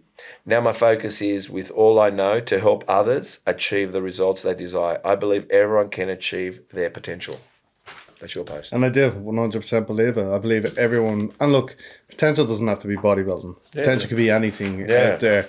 But I believe people need to wake up and do something with their lives and get out there. And you have someone, as we touched on earlier when we spoke about, you have 365 days in a year and you have any day to sleep in. Yeah. It's like, why are you choosing this day when you could get up, go out and do something and better yourself? Yeah. Every day is a new opportunity to do something better. You can either look at it as, oh, fuck, it's another day, I got to go to work. Or you can look at it as, what am I going to do in work to change whatever it is that's making me upset? Or if you have a job that you hate, why don't you quit it? Yeah. So many people are struggling in this mindset or this place that they can easily get out of. But I'll bring back to the post with when I was feeling that, there was such a sense of pride, you know, the change in myself, coming from being the drug addict, coming from that past, moving to Australia, having, you know,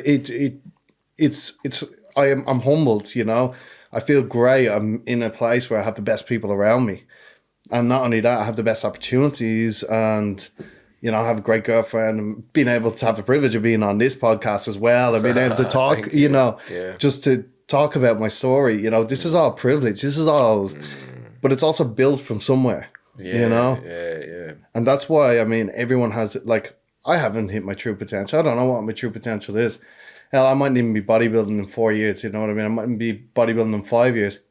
I hope you are. I hope so too. Bodybuilding is, listen, I'll just say something to you. I mean, look, I don't know if I look the part. I mean, I think I do all right. I can still see the muscles. You know, I think we do all right. Yeah. You know, if we want. No, we can lean up a little bit more and we can accentuate things a bit better. But everything's a season. It's not so much about flexing in front of you. What I mean is, it's such a personal game. Bodybuilding is, you'll be doing it because if you care about how you walk in a room, and we're not talking about being jacked, the confidence. And bodybuilding gives you confidence. And let's just say it is vanity. And if that's the vanity you're going to grab to be able to project a positive light, you know, to be able to sit down and chat with someone, sign checks, do some work, turn up to a nice cafe, go for a bike ride, go for a nice drive, put on some nice clothing. You know, bodybuilding gives you an opportunity to present yourself at your best. So you never... Definitely. And it's bodybuilding is a lifetime thing. Stages are just journeys, are destinations. Everything is whatever you do.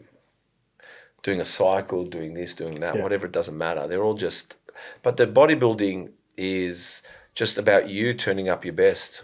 It is. And look, what I meant when I said I might not be bodybuilding, stepping on stage. Oh, maybe not, but that's right. I'll always be in the gym.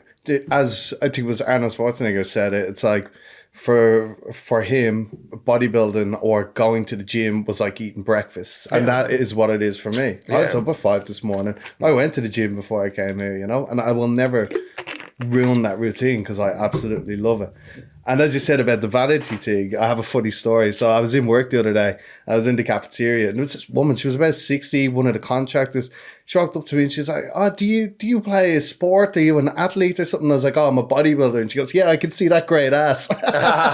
She was like 60. I swear to God. And I was like, and that's only with bodybuilding that it's going to allow that. But I think, you know, like I said, that's why. Like I said, this, you know, you can. I've said this before on the podcast, you could be sitting at a dinner table with 10 people. Yeah. I'll guarantee you, you're just there cutting into your steak and you'll hear someone go, "You know, I might start trying to eat healthy again." Where's this come from? It's just because it's you. Or they go, "Oh, I think my membership lapsed. I think I might get back in." They're not even asking you. But now the table's talking because you've come in and put everyone on show. But you didn't even mean it. Yeah. And that's what we do. We don't even mean it. Like why are we talking about, It's true. like, why are you asking me how I should eat? When did I give you certification? It's just you. Yeah. Oh, listen, you look like you know, what should I be eating? You go, oh, hello, my name's Marty. Oh, sorry, I didn't get to introduce myself. Yeah. What should I eat? Or training. Like, it just happens. And that's what we do, you know, even in a business meeting, anything, anywhere. They just look at you and they can't help it. They go, oh, maybe I should start training or eating well. That's what we do. And I think that's what bodybuilding is. Yeah. They don't know you've been on stage. That's the last thing they'll be thinking about. Yeah. I might go on stage. No one will ever say that. They'll always go, I think I should eat better. I think I've got to get back in the gym. I've got to get fitter. You know, all this kind of stuff. Definitely, it becomes a community around you, doesn't it? Like as I said, the people do say stuff like that, and they will talk about it, and they always. Most people will approach it now as well. Like, I'll be at the gym, and you know, I personally feel like a zoo animal sometimes. Yeah. You know, the eyes are watching, everyone's looking, and you look around, and there's always someone watching you. See what exercise you're doing, to see what way you're what way you're doing your reps, to see your form. And they're not judging. Well, some of them probably are judging me, but the others are probably like, oh, that's how I do that to get big. That's what I got to do. And as you said, like, you bring that to the table. You do all the time. Like I said, it's never been. We will go forever. Yeah. It just doesn't matter. And it's not even, like I said, I don't think you also need to be so jacked. It's kind of like the aura you've got. You don't walk in a room bodybuilding, you're not thinking, because you know you've gone to the gym. And even the way you order, and even the way you enjoy food, people know when you eat well, even when you go, oh, you know what, I might get a carbonara today. And they know, oh, he's really enjoying that carbonara. It's not like taking it for granted, is it? And you go, no, I'm not taking it for granted at all. I eat healthy and I'm enjoying a moment to enjoy something quite tasty. We appreciate everything that's going on, and I think that's the difference with us. And you're silent when you're eating. Yeah. You know you're having the best food of your life when you're completely silent. And someone goes, you okay? I'm like, I'm just really enjoying it. Yeah. And that's what bodybuilding does. It makes us enjoy things. We pay attention to what we're doing. When did actually you discover bodybuilding? When did I discover? So I think it was when I was 26. That's when I first discovered it. So I was powerlifting, and I did my first powerlifting comp in Adonis. And it was one of the little amateur ones. It was just an amateur meet, and we had a bit of fun there. And there was talk about me going to nationals doing powerlifting. And then I went on holidays with my ex-girlfriend. I'm going to have to come clean about this story. Right? I went on holidays with my ex-girlfriend. We went to Queensland. So you weren't training it until you came to Australia? Oh, no, I was, because I was boxing. Boxing, but powerlifting in Australia? No, so powerlifting was in Australia. Yeah, go for it. Yeah, go ahead. Yeah, so you went to Queensland. Yeah, and we went to Queensland, and I used to be able to do a backflip. So I could do backflips and do all of that sort of stuff. And I was doing them on the beach in Queensland. Then I decided, I'm going to try a side flip. And I dislocated my knee. And I dislocated my knee, and it threw me out of everything. Like, even to this day, squatting, stuff like that, I can't do properly. No. I still try, but I can't do it properly. But that's what segued me into bodybuilding. It's like, well, fuck, I can't do powerlifting anymore. But I was using powerlifting as an excuse to kind of stay fat. You know, I call it Project Diabetes powerlifting because everyone kind of eats what they want and makes excuses. But when I had to start eating properly and doing it, I fell in love with it. It was a love of discipline, the love of controlling everything. I guess you could call me somewhat a controlling person around my own life. Yeah. Don't control my partner, but around my own life, definitely. And I like everything being in my control, like my food, absolutely everything, my training. And it was hard to get a coach at that point because someone telling me what to do was hard. But, I find it hard. But that's how I found it. And it was funny because I didn't really start watching bodybuilding properly. I didn't even know many bodybuilders' names until a bit later. Welcome to me on the podcast. Yeah. You're like, who's that? Yeah. And I'm still finding out now. But I started falling in love with it. I started watching it. And it became a thing where I think it was just before my 30th birthday was when I jumped on stage for IFBB the very first time. And I'd already went up and I'd been training for many years, and I'd done powerlifting, as I said, and I went into bodybuilding, and I said, I want to step on that stage and I want to try it. Now, I was still a bit nervous, anxious. I was shitting myself. So on my 30th birthday, right, I couldn't obviously go out drinking, couldn't have fun, couldn't do anything that I wanted to do. Yeah. So I said to myself, if I can jump out of a plane, I can stand on stage. Right, that was my way of weighing it up. Yep. If I get near life and death situation, I can step on stage. Definitely. So I jumped out of a You jumped out of a plane? For my 30th birthday. I did a parachute jump. What was that like? It was absolutely amazing. It was the best experience of my life. But how scary was it to do it prior? Oh, when I was down, so I'm a nervous talker. So everyone else was quiet, you know, and I'm there trying to, come on, guys, we can do this. This is going to be pretty, you know. And I'm absolutely shitting it internally, but I was trying to give that aura, as we were talking about, to really, really push it. And I remember being up there. I didn't have a chance to be scared, you know. I'm at the back. I'm the heaviest person, so I'm at the very back of the plane. We're moving up, next.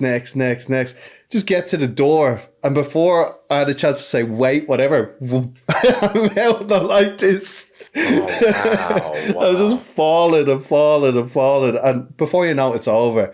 But the feeling of falling out of that plane and everything, after that, I just wanted to jump out of the sky every time. Jumped off the Sky Tower in Auckland. Really? Yeah, I jumped off the Sky Tower in Auckland. I was like, yeah, I have to do this. You know, every opportunity I get, I want to jump out of a plane. Jesus. So no wonder you'd want to go on stage then. Yeah. I've never jumped out of a plane. I have no interest to do that. I don't think I can do it. I don't know.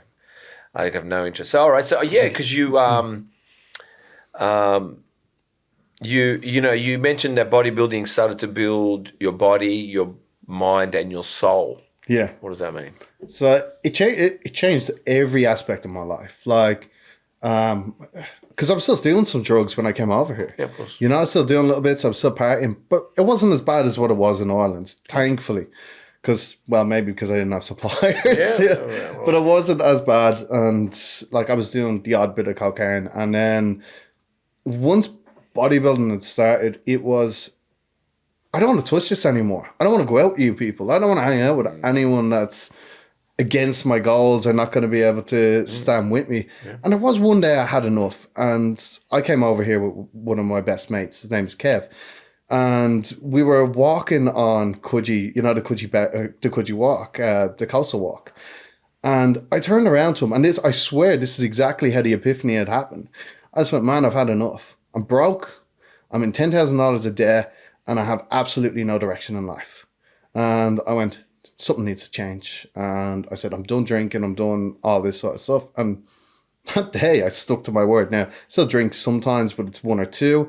But it's nothing more than that. But everything else, I cut it all out. That day, everything was gone. And I just focused on changing everything.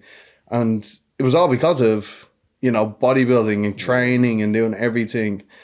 All because of that. It gave me that discipline. It gave me that drive. It gave me everything to just push forward and do it. Yeah, no, bodybuilding does that. It does, look, it gives you a discipline. But Neve? Neve. Neve. Your sister, so she finds strength in fitness too, beginning her own journey towards healing and empowering. Who got into bodybuilding first? I like to say me, because she was using my gym membership to go to the gym. But as much as I hate to admit it, she didn't get into bodybuilding because of me. Okay. I like to say she did, but no, she didn't. Why did she get into bodybuilding? She just wanted to start training. Like, she originally just wanted to start training, and that was it. And then she became a competitor. And then she was like, and then like me, she just, because we hadn't spoken in nearly 8 years, and then all of a sudden, you're hearing she's competing. Yeah. Wow. And I heard about her competing after I did my first show. Yeah. And then she decided she wanted to compete. But they had no correlation because she was obviously already on this journey. She was already building muscle and doing everything. So it was absolutely nothing to do with me. I'd love to say that it was, but no, it wasn't. And then, but she used it as her own crutch to just be able to go through life. And like, she's an amazing woman, that woman, I gotta say. She's a nurse, isn't she? Yeah, psychiatric nurse. Psychiatric nurse. Yeah, psychiatric nurse. And that's what I remember talking to her. Yeah, she looked amazing. All right, before we go into the shows, I'm going to go to one of the photos. Remember where you came from and how far you've come. That's what it was. That's your post. So let me find it. Where are you? Here we go. Yeah. remember, it's this one where you're standing on the Yeah. beach, right? Looks like eastern suburbs. It is. Yeah, of course it is. Gratitude. Remember where you came from and how far you've come. Every day you are alive. Every day you are alive is a roll of the dice. There is no certainty in life. Tomorrow is never promised. What does that mean? I'm guilty of wishing my life away and not taking the day for what it is. Always wanting tomorrow instead of living today. Make the most out of the now. What change will you make to allow you to be grateful and live today? I'm grateful for being in Australia and the opportunity to start a side hustle that one day become a full-time hustle.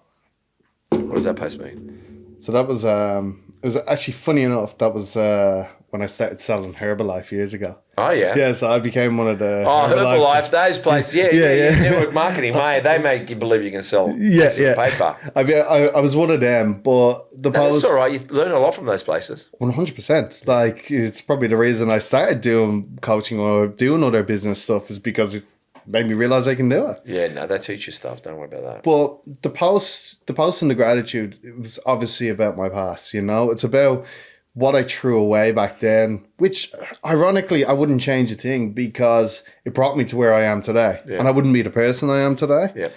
Yeah. But the gratitude is mainly for being able to have these opportunities now, to what I've built and where we've already spoken about it, but it's again what I've built and being able to do what I love and, not having to worry.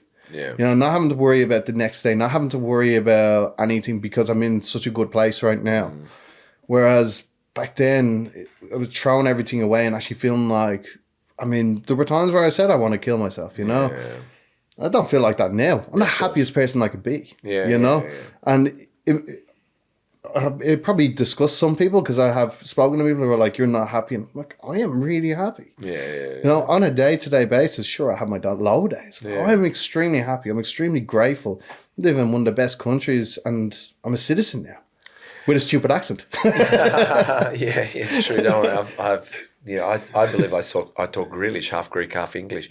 But I think no one understands what happiness is until you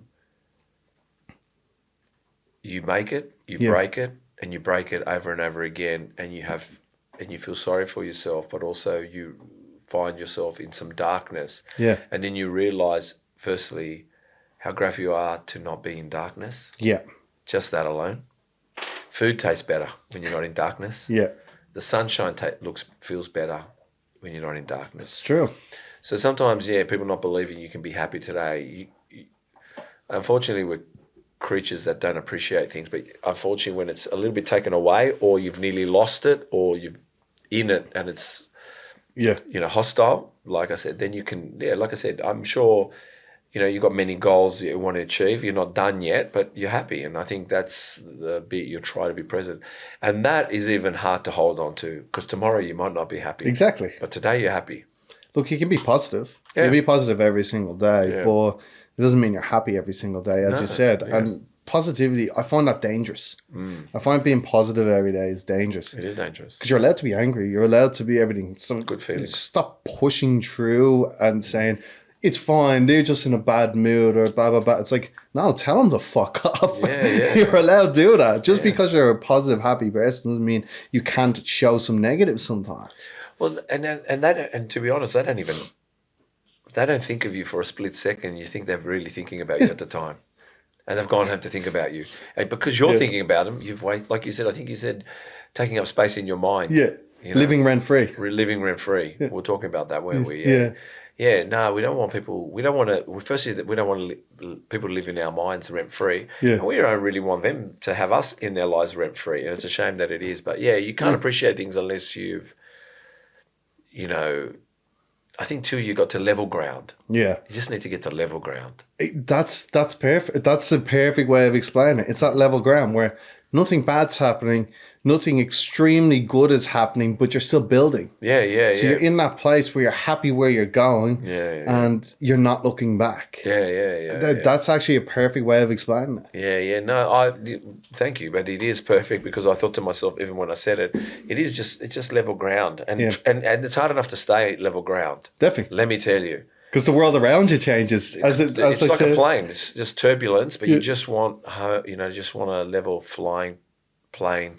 But then there's some turbulence, and you're just hoping it's not today, not tomorrow. Yeah. But you just level ground. It's like I said with that uncertainty. It's everything's uncertain. You don't know what's going to happen tomorrow. So live in the present, live in the now. Yeah. No, I've come to realize that. On another post, on the second post, you've got here. Mindfulness. Today was a difficult day. I was on track with everything, including my prep and my mindset, so I thought. I woke up heavier today and was behind even though I had done everything right. But the thing is, nothing is linear. Everything comes with the ups and downs, and we must realize that. That this day out, so you went out. There you are, nice and relaxed. You don't have a lot of posts, by the way. This day out sorted out my mindset. It also gave me a chance to reflect on how far I've come. Don't give up because of one setback.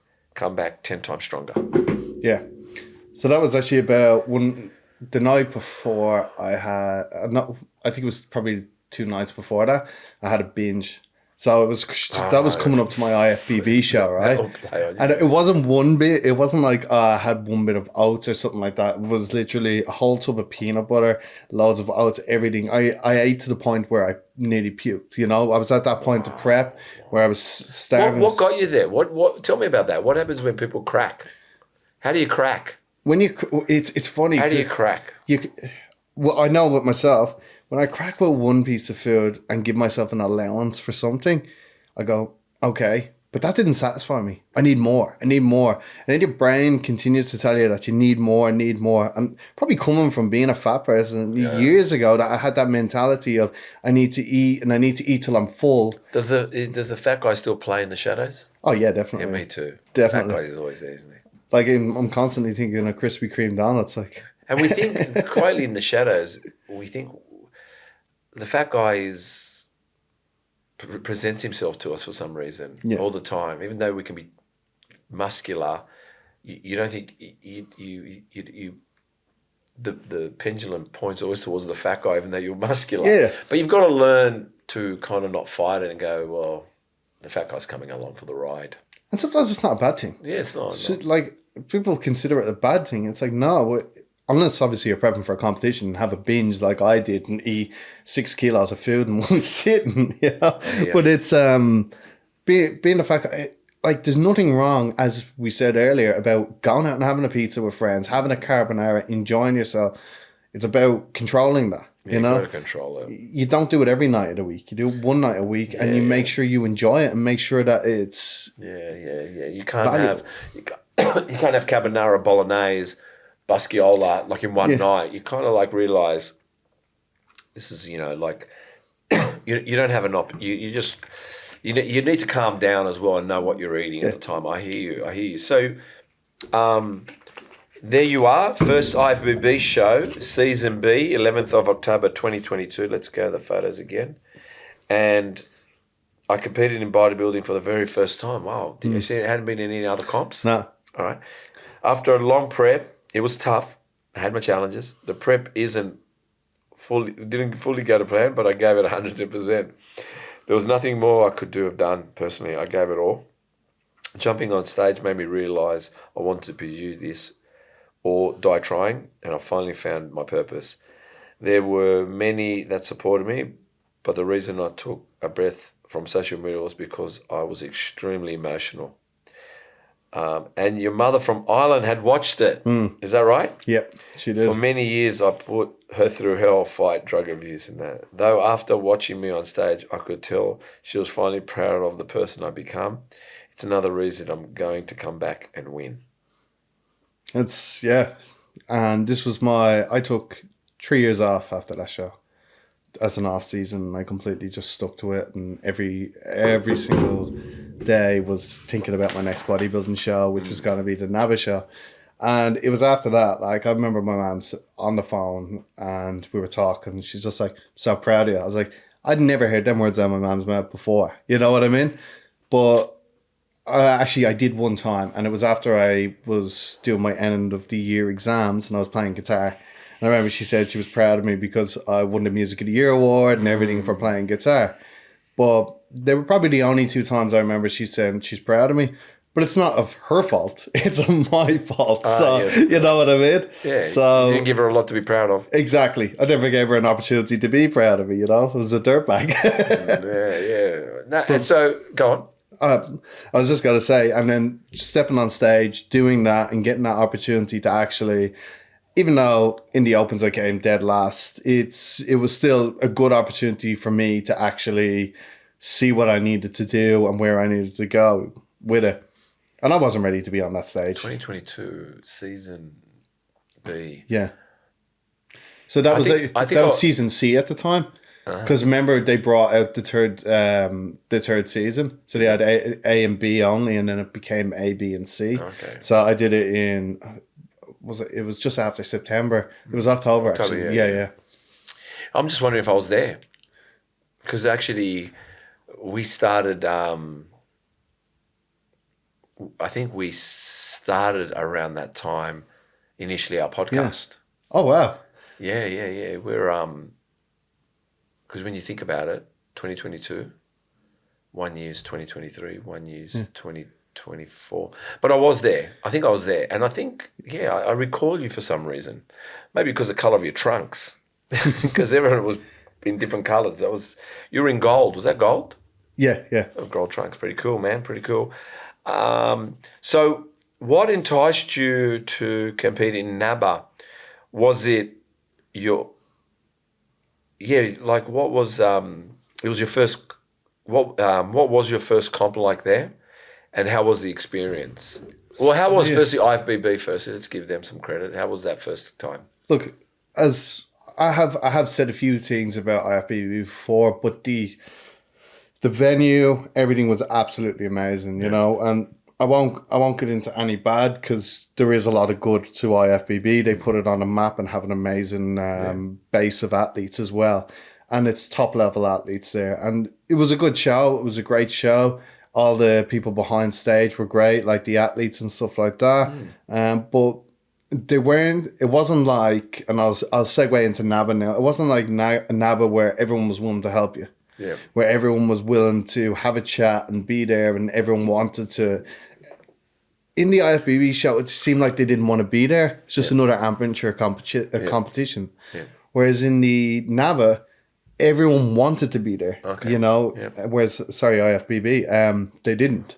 And NABA was great because the whole way up, I was getting messages from Maria, I was getting messages from Sheena, the whole way up to my first comp. Yeah. They were messaging me, they were keeping in touch, and like, these are the presidents of federations, and they were keeping in touch, making sure everything was going okay. And then after states being like, oh, is your sister going to come over for Worlds, blah, blah, blah. You know, like, you don't get that from any federation. Yeah, it was so it will never look like I said, they've made a comeback here in Australia, and you guys have competed, and definitely a great lineup. How did so you did your comp, then you did nationals? Yeah. I think I got it wrong when I was doing the announcements. I realised later. I think I couldn't see the colour. So there was third place, not a second place. And it was a first and a third? Yeah, so in States I got first and a third. So I got first in bodybuilding novice and came third in States. Yep. Then when I went to nationals, I came second. Yep. Myself and Brad, we had this rivalry where he'd win one and I'd win one. So I won the bodybuilding novice and then he came third in the bodybuilding novice. And then I don't know what had changed obviously the open, but then he ends up coming second and I come third and that. Then I beat him for the nationals and he comes third. Yeah. And then we go to Worlds. He comes first to Worlds and I come third. So, you know, we had this rivalry going on. Well, I guess it's just what the judges look at, how you dial in, I guess. It's so intricate. You wouldn't know. Yeah. Sometimes I wouldn't. Like sometimes... Well, I as remember well. seeing you on stage because I was invited by Vision or Thai, which they Yeah. were sponsoring you apparently, or you and your sister or something like that. I don't know what exactly was going on there, but Yeah. I was invited. They sponsored our podcast. Yeah, So, they weren't sponsoring us, but I was wearing their trunks. yes. And I was doing I was helping them out with a lot of work, marketing stuff and that, like by wearing their clothing and okay. doing some videos and stuff like that. And I love Vision Attire, absolutely fantastic brand. Yeah. Well, you looked Yeah. great, but I remember seeing you on stage. And yeah, look, you know what's funny? It's transitions. Sometimes you hit the pose. Like, so one minute I go, like I didn't know you. I was actually sitting with Peter Rippon. Yeah. And we we're going, what do you reckon? We're just talking, like, oh, geez, he's got it. Like, even if it was you, I go, all of a sudden, I don't know, he's just hit that pose. And then, the other guy hit it. Yeah. So sometimes you're actually looking across, and then if someone just nudges you, you just don't pay attention anymore. Definitely. It's just about having the eyes on you at all time. They're judges, I guess, and 100%. seeing you. Yeah. And look, I had charisma and I was probably the most conditioned on the stage. You were the most conditioned. But I did not have the back. My hamstrings weren't enough. My glutes were not enough, and I know I had stuff to work on, and that's exactly it. But you know, they were great competitors. You know, Great competitors. I'm probably two of the best people I've met. You know what I mean? We got on really well. We got to enjoy 3 comps together, and we had a great laugh. You know, It was amazing. I did find it exciting having all the countries there. So how did you become Ireland? so it was actually Maria's idea. Yeah. So originally I was like, I got my citizenship so I could be Team Australia. She goes, no, you're doing Team Ireland. You have to do Team Ireland. And I was like, okay, fair enough. I'll go and I'll do that. And then I was like, oh, by the way, my sister does bodybuilding. She's like, get her over here. Why is it? So I was like, fine, I'll ask my sister. And I remember when I was talking to Neve, she was like, oh, I don't know if I can do it. I don't know. And I was like, oh, come on, you got to do it. And then Maria got onto her. And then all of a sudden my sister's like, yeah, I'm coming over. I got to do it. Wow. And it was great because going through that entire process with Maria and Sheena and everyone from that, but I have to say, they were just amazing every step of the way. Like with my sister, they were constantly talking to her. Like even Sheena was messaging her nearly daily. Yeah. And my sister just, getting her over, she felt loved. Like, I couldn't believe, like, I won't tell her story. I'll let her have an opportunity to do it because that's unfair to her. Yeah. But I will say, like, winning the overalls in wellness, she was, you know, like, it was the first time they did wellness in the World Championships over here. Just an Irish person is the first wellness champ, world champ. No, she looked amazing. She did. She came in condition. Well, she looked quite muscular. Definitely, she looked the part. There's no denying that she looked amazing. But yeah, I guess I liked watching, you know, like Team Korea, Team New Zealand, Team England. I mean, there was more coming, and they didn't allow the visas. That was a shame. Yeah, how shit was that? But but they let everyone else in. yeah, they let the other 200,000. We won't say who they are. Yeah. But yeah, it was great. I've gone to a few bodybuilding shows. I went to a bodybuilding show yesterday just to sit back for a little bit and just support them. I didn't. Yeah. They just said they're in Sydney, the NBA guys. Yeah. So I said, it's not far from my home. I'll just go and I purposely wanted to, you know, not just go watch. It wasn't a huge show, but I took a few photos just to, you know, encourage their marketing a little bit, you know, help them out. Not to say that I'm be on end, or I'm not, but as a podcast, you know. But I found that they and also NABA really embraced me. And I'm like, even with Chris, I remember, like some people will say at the show, I've seen your podcast. I really like it. And I go to Chris and they walk off. I go, what are they like? And Chris goes, I don't know. So we're just laughing our heads off. But I did find, like, wow, it was a bit infectious with NABA. Yeah. I think Maria draws you in whether you like it or not. I think she's the mob. Yeah. Like the madam of the mafia. Yeah. And once you're in, like, it's like your family with this NABA people. So they really pull you in to make you, you know, be a part of it and want to invest in it yourself. So yeah, they're doing they're doing an amazing job. But yeah, like I said, Team Ireland, like I said, you and your sister, Team England, and the after party. Let's just quickly. It was a great show. You were happy with it? I'm assuming you were. Look, every single result from states, nationals, and from worlds. Even look, people out there said I should have taken second, but I'm extremely happy with everything.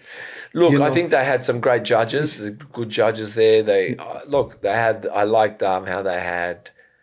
They gave away awards to the past, and they had that little booth, that little area where the people sat. Yeah, and Lee Priest was there, and Grant Mayo, and Nick Jones, and John Torelli. Everybody. I mean, it was. I liked the way they played homage there. Billy Knight. Yeah. I got Billy Knight at the end of this week. Oh, dear. On the podcast, yeah. Someone said, I was chatting to him for a little bit. He's a lovely guy. Yeah, lovely guy. I got him coming on the podcast. I think it was only fair if he's inducted in the Hall of Fame and did a lot of work for it. Definitely, yeah. So, I try to pay homage to the right. Not to the right. I pay homage to everyone, but I think it's only fair if I can talk to you. If I get the people that are the GOATs and have done something amazing, and I think he can't wait to come on. So it's going to be a good podcast. So you arrive in Australia mid-April, mid-autumn.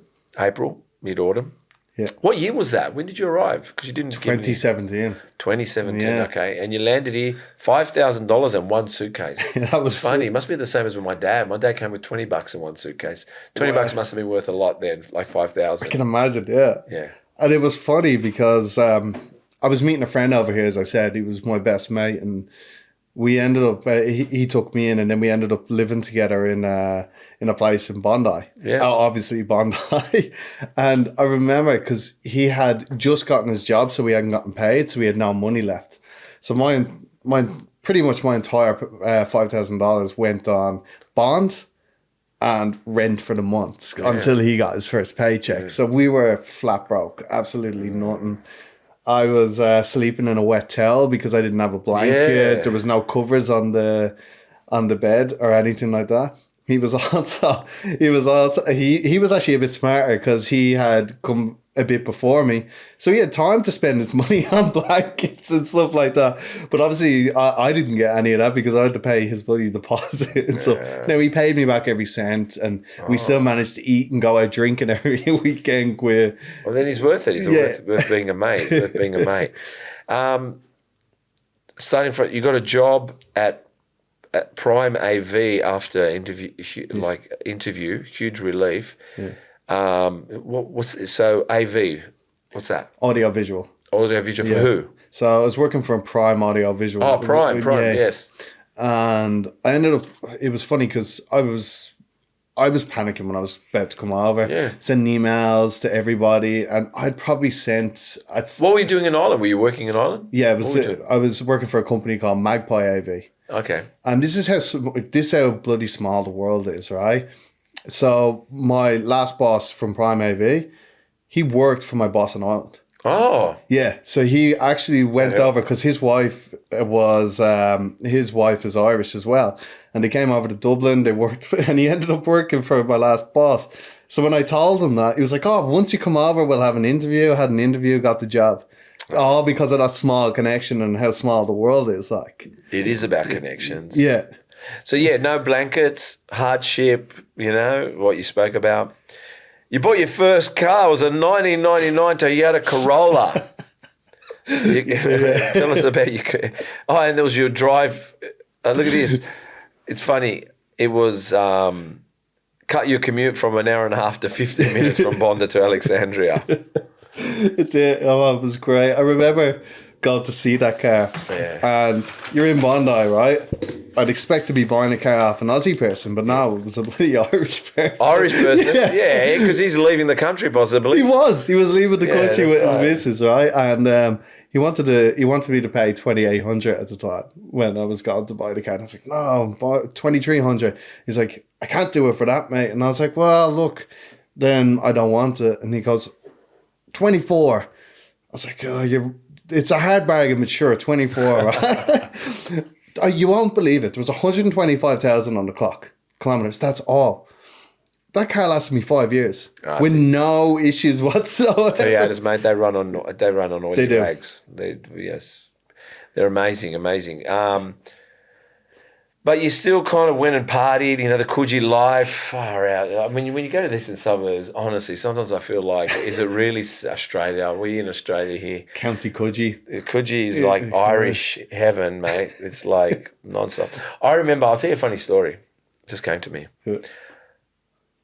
I met this Irish bird in Crete. Yeah. I was in Crete, in Greece. I think it's called Megalexandra. I don't know. Maybe I've gone wrong. What the part of Crete I was in, and she had barbershops. Yeah. In Ireland. It's just a blur. I don't know what we got up to. But boy, man, we drank, we did pub crawls. We had like 5 people on the scooter, and we'd get on the scooter, 5 people, and go to the next pub, get smashed, get to the next pub. I can't remember her name, but we became friends. And what I found was the only time I ever understood an Irishman was when I was drunk. Until you got drunk and they're drunk, you go, I fucking don't understand what this guy's talking about. And until you get to their level of intoxication, all of a sudden it's all clear. Would you believe that the Irish can't understand the Irish until they're drunk? I know. That's why we all permanently drink. Fuck, I couldn't understand hell. I was just nodding away like someone speaking a foreign language. But then when you get smashed, all of a sudden, it all makes sense. It's all clear. And you can't understand anyone else then. No, and you can't, because everyone's then in the blur. Everyone's slurring away. But then, that's right. You were in $10,000 going nowhere. You started studying the stock market. Yeah, you did a personal training course, learned nutrition and biomechanics, yeah? Yeah, so actually funny, I just started my prop firm evaluation. So what that means is I'll get a funded account by the end of doing the prop firm. If I do it, I day trade. So that's what. You still do it now? Yeah. You so love it? I absolutely love it. So is it good? Yeah, I love it. Does it work? It's working for me. I'm profitable. And I'm about to get into a prop firm. I'm only going for a small one at the moment. So doing an evaluation. What's a prop firm? So a prop firm is they pay you to trade. So they'll give you a funded account and then it'll be an 80-20% profit split. So they'll get 20% and I'll get 80% of the profits. But you have to show them track record that you're good at it. Yeah, and I've started the evaluation, so I'll go through the motions starting today. And what makes you a good trader? Winning, having money. But how do you become a winner then? Because I've lost. I'm no good with shares because it's too much adrenaline. Well, I do day trading, so I get in and out and things. Yeah, but in a matter of an hour. I've known people that accidentally didn't come out and they've lost their homes. Yeah, and it happens. And the thing is, it's about risk management. It's about understanding how much you're willing to risk within your account. So I only ever risk 2% of an account, 1% of an account, and I aim for 5 to 10% gain on an account every trade I do. But so how do you know what to trade? What are you trading? Studying technicals. I actually do Euro USD. So I trade on the Forex markets. I trade Euro. Yeah, and sometimes I do British Pound. USD, JPY. So what, you're just waiting for it to move, either buy or sell? Yeah, in a certain position. So I look at certain technical markers that will show, and then I buy or sell, judging by charts, just reading charts. And obviously news that comes out, I try to avoid news because that can send it anyway. Same with Trump. Once Trump does a speech, you never know where the market's got to go. So you just follow trends, charts? Yeah. Who taught you that? Just studying online for the last 5 years, 6 years, just studying. But how? Because how much do you put down?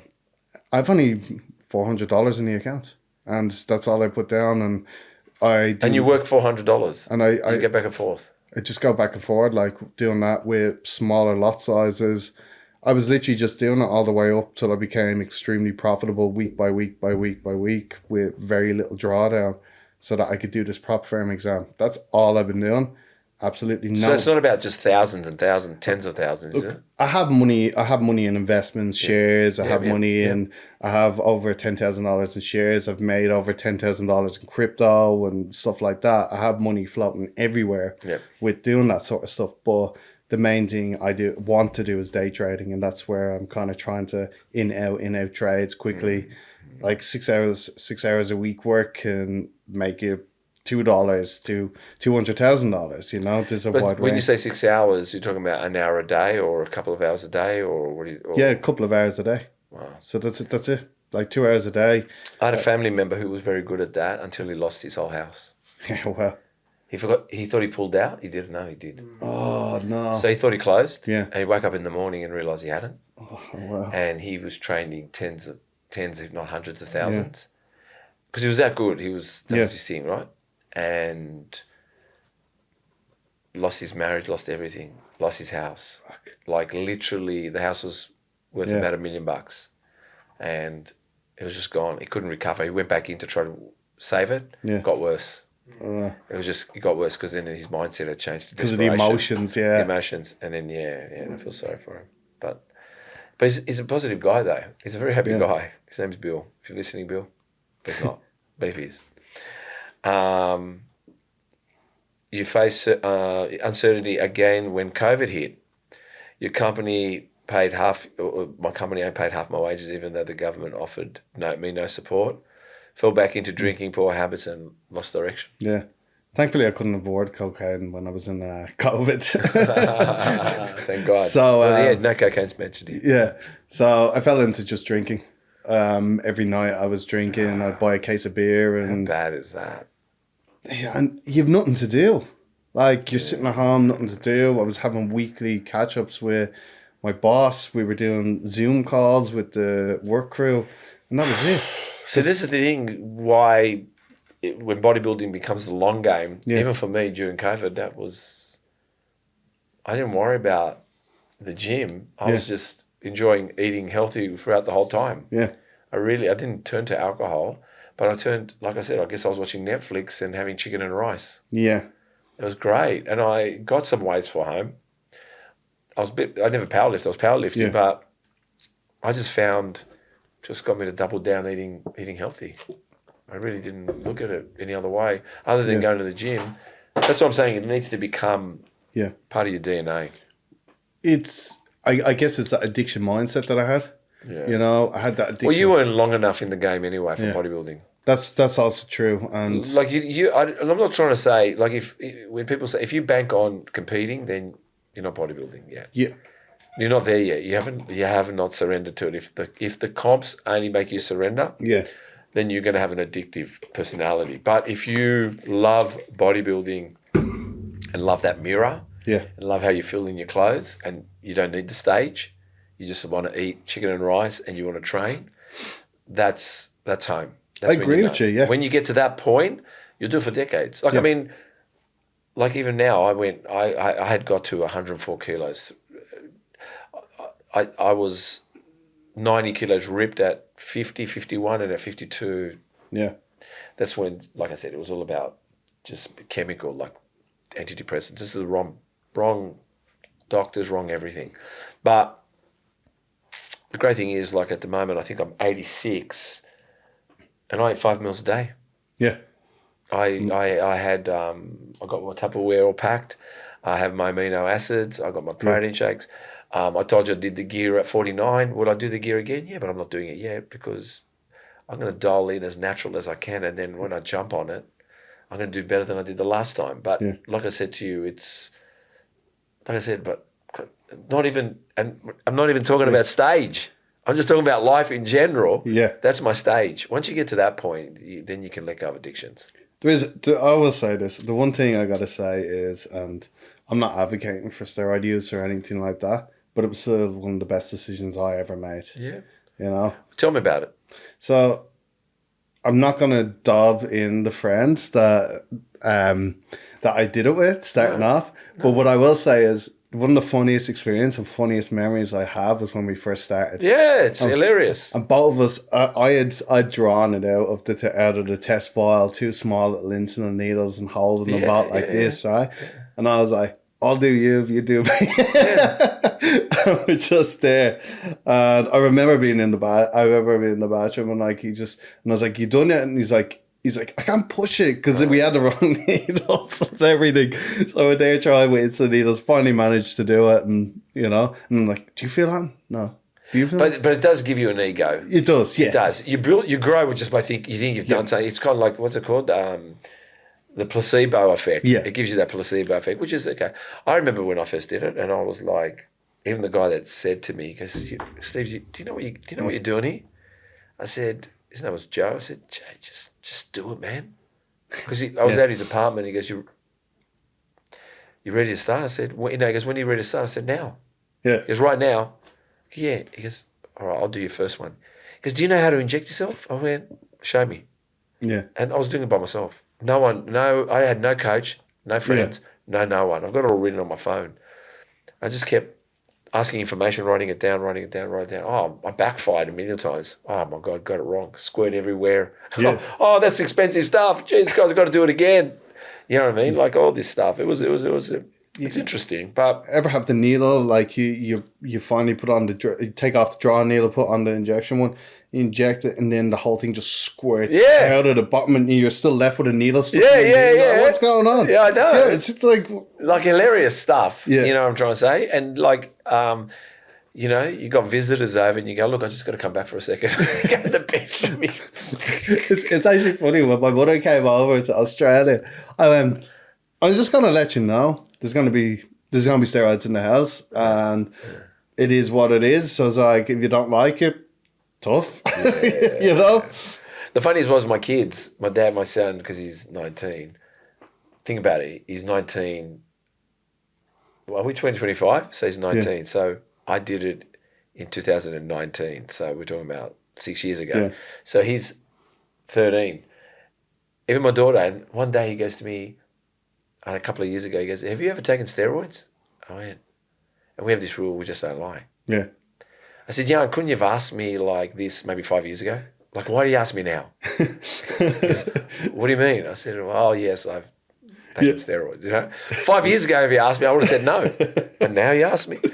So, post-COVID, fresh breath of fresh air. You got your residency, sorted out your finances, rebuilding momentum. Then came the opportunity of a lifetime, a new career opening up. In what? Horse racing? Yeah. So I'm technical manager of Royal Randwick, Rose Hill Race. You're not racing horses. No. I'd flatten them. That is awesome, man. Yeah. Yeah? Yeah, I love the horse racing is great. I love going. I'm not in any way a horse racing fan. Yeah. Like, not a horse racing fan at all, but it got me out of corporate. It got me out of all of them places I hated going to, and have great people around me, you get to be up front at the winning post watching horses go by. And you look after the audio there. Yeah, I look after the audio, the vision. I look after anything that's on screen around the place, big screens, stuff like that. We procure in all the TV systems, everything. So yeah, it's quite a big job, but it's awesome. Let's ask the viewers question now. You got a guitar? Yeah, so this is the guitar. Electric guitar. And I know who sent this question. Can I have a pen, Chris? If that's all right, because I can write your answer, because I'm going to have to reply that, if you don't mind. So I'm going to start with a story where this came from first, please, because I know why Glenn asked this question. So come on, it's Glenn. Yes, we were at a rave, and we were absolutely. I was fucked off my mind. Let's just face it. I had a lot of pills, and we went back to this after party, and me and him hated each other at the start. We hated each other. How did Glenn? Yeah, like myself and Glenn, we hated each other. And he's my best mate. Like as I said, I spoke. I was best man at his wedding, and I did a speech, but we disliked each other. And he turns around to me and he was like, why do you have a guitar on your arm? Did you play guitar? And I was like, what the fuck do you think, mate? We just had this back and forth of absolutely hating each other the whole time. But there actually is a story behind why I got the guitar on. Why? So when I was 16, through everything, my mom, she didn't have that much money. Obviously my dad passed and everything, single mother raising 3 kids, because I have a little brother as well. And She spent €2,000 on this guitar for me for Christmas one year. And it was a Randy Rhodes, and it's like How much did you spend? €2,000. Yeah. And that was second hand. Wow. And she spent that on a guitar. And the reason I got it, so my left arm's from my dad, the Pointed Guinness, and the guitar is from my mother. And obviously there's no date on my right arm because she hasn't died yet. But my dad, obviously Yeah. I have the date. But that's why I got it. You know, it was for that reason. It was as kind of a memento for her and what she did for me back then. You know? She's a great mother, I have to say. Well, I put her through, and she's a great woman. Great, strong woman.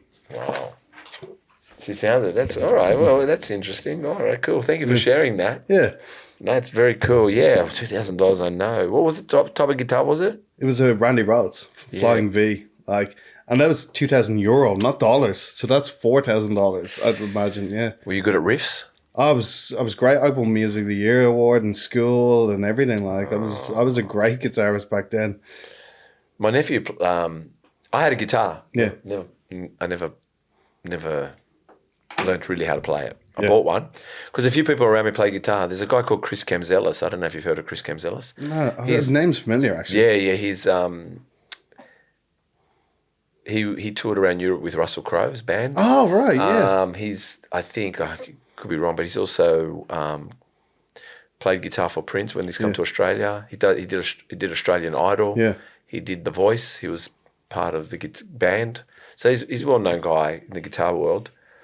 But anyway, I remember I didn't want my guitar anymore and I had 3 strings. So I gave it to my niece. Yeah. I said, Jacinda, because I thought she was studying acting, singing. I said, here, have the guitar.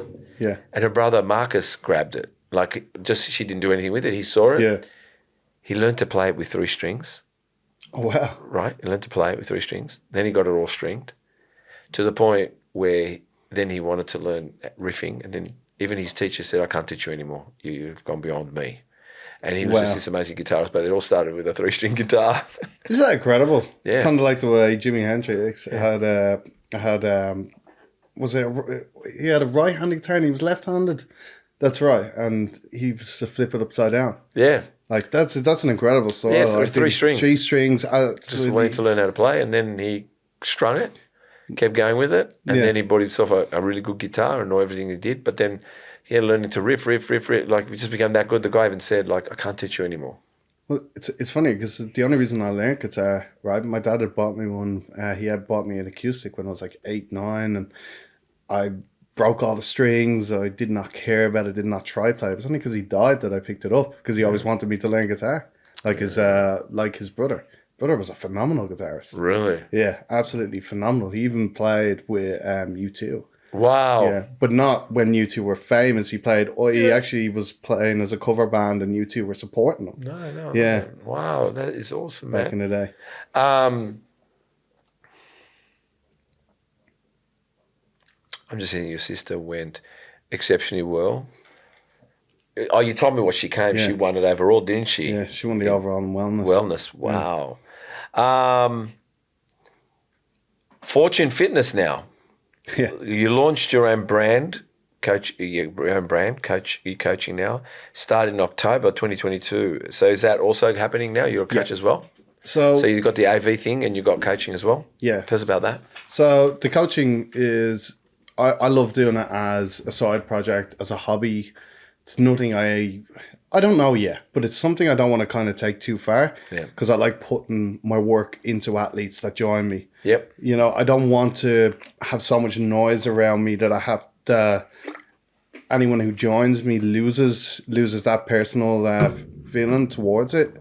And I only take on select clients. Yeah. I'll only take on a weight loss if you're serious, or I'll kick you out after 4 weeks if you show me that you're not serious. Yeah. If you want to compete, show me that you want to compete. Again, I'll kick them out if they don't. It's about, you got to show me, because it's my time you're wasting otherwise, because I don't need the money from it, you know? Well, you don't. And it's a passion. Because you've got your full-time job and training. Yeah. And I guess you don't want to give up that, even though bodybuilding's enticing, but it's not all glamour. Exactly. And it's what you turn it into. Exactly. Yeah. Exactly. So I just want the right people. I want the right things, and I have everything else around me that's funding the lifestyle. You know? Yeah, I love that. Um,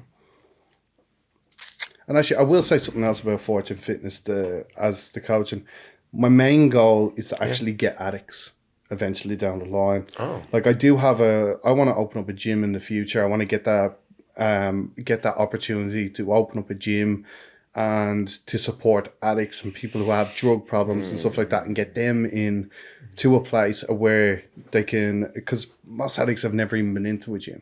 Most of them have only done drugs, stuff like that. And I find that's the addiction that they need, is that gym addiction, to get them away from the others. Because I know that's what I need, and I would love to be able to help addicts or recovering addicts or people who've been through all of that, rather than just your day-to-day person. I want to focus on that. yeah. We had a girl on here, Nikki. Yeah. She only got sobriety through competing. She was an alcoholic. Wow. She did one. She tried everything, and then she decided to sign up when it used to be called WBFF. Oh, yeah. FMG. Now, yeah, Yeah. and she did the transformation thing, Yeah. and that was the only thing that got her sobriety. Wow. So she couldn't get sober. So she decided to jump Yeah. into a competition, and I think she's done a few comps now, but that got her sobriety. So yeah, if your purpose is that, you can help people have sobriety, or have people get over addiction to probably getting them onto stage. And again, I talk about, that's where the great thing about FMG is, they've got the transformation round. Yeah. I think everyone should bring in a transformation round. Agreed. For people to come on stage and do something, but don't make them become a novice classic bodybuilder or a novice men's physique. If you get them on, pick what attire you think you want it to be in, meaning have mandatory posing, mandatory trunks, whatever it is they're going to have to wear, but keep it there. Like, don't move them into the other categories. Like, keep it there. They can go away and say, I want to progress now to get to the other categories, but they can't go back to transformation round. Like, you get a shot at transformation. Yeah. You can stay in transformation, but once you leave transformation round, you don't come back. I agree. Yeah. I 100% agree with you. Like, if you're doing transformation's amazing. Like, Nava do it, and as you said, FMG do it as well. But they do. Not only do they need to stay in that lane, if that's where the main focus is, it's like you're making a mockery of all the rest of the categories by letting some. It's like letting a 16-year-old footballer play with the under 21s or something like that. The thing is, they've got a novice person going. Like, I get it, novice, but they've gone novice.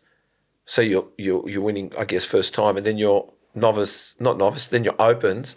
Yeah. I just think police it, like, go from novice, win it.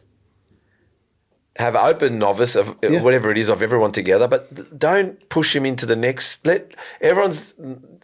If maybe the novice guy looks better than the guy that's actually competing for the fifth time, but don't put him up there yet. Yeah, because there's a reason they've registered for that comp. But they make everyone go into every comp. Oh, you can do like I understand yourself has done it too, but once you. Like, if you're a novice and you want to try men's physique, you want to try bodybuilding, you want to try classic, all right, I get it, novice, go in all of them. But once you find your groove, allow, like, you get your opportunity to take on the big boys and maybe take them out, but don't just have them there and then it's like only 3 competitors or 2 competitors. Or, like I said, I just think they got to... Like I said, everybody looks at this stage incorrectly. Bodybuilding is not the stage. The stage is a totally different place, and that is taking bodybuilding seriously. To me, when you're on stage, you are taking bodybuilding. Like, you're still an amazing bodybuilder. You're just going up a notch for a moment. You're going up a notch. And then you're coming back to look at like a sensational bodybuilder forever. And one thing you did touch on, I think you need to at least place in bodybuilding novice to be able to go into the open categories. Yes. And in our federation. So, for example, if you've done IFBB before and you've competed in the novice and you placed, you should still be allowed to do bodybuilding open within the NABA or anything else. I think. But you need that you need that proof. I think you need to have an entry level of novice. Like if you did an apprenticeship at a mechanics, you're not going to go to the next mechanics and be apprenticeship again because you've earned your apprenticeship. Yeah. So you're going to go and work for Mercedes now. Yeah. But you did apprenticeship at Toyota. Well, you don't go to Mercedes and do apprenticeship. Exactly. You become experienced mechanic. It's not just because you're prepped. Yeah. It's because you've actually accomplished something. I never thought about that either, but I like that idea. I think it should allow you to do that. I don't think you just can't continue being novice everywhere. No. I'm a novice at IFBB. I'm novice at NABA. I'm novice at NBA. Novice and novice because, but you've done a novice introduction at another federation and go and do open or whatever it is you said. I think I like that idea because you've earned your stripes. Exactly. Yeah, and you have that medal. I never thought about that. I like it. And look, let's say I do, you're allowed like sign up for open bodybuilding or something like that. If you don't qualify, you lose your money. Yeah. You know, like if you don't qualify in that novice category, you lose your money and you lose out on the opens opportunity. I think yes. I think if you place and win if you win in the novice, I think I think they can give you a go that day. I think you can go, all right, I'm going to go because I've got a medal. But you don't have the whole lineup jumping everywhere. Everyone's just going in and it's a mockery. Like I think you just... It is. But and I know it's a business and I know it makes everyone money. Coaches make money. The federations make money. But money is about entertainment. Yeah. Once you make it entertainment, the crowd comes and pays for seats. But then sponsors, like there's many people sitting in the seats watching it.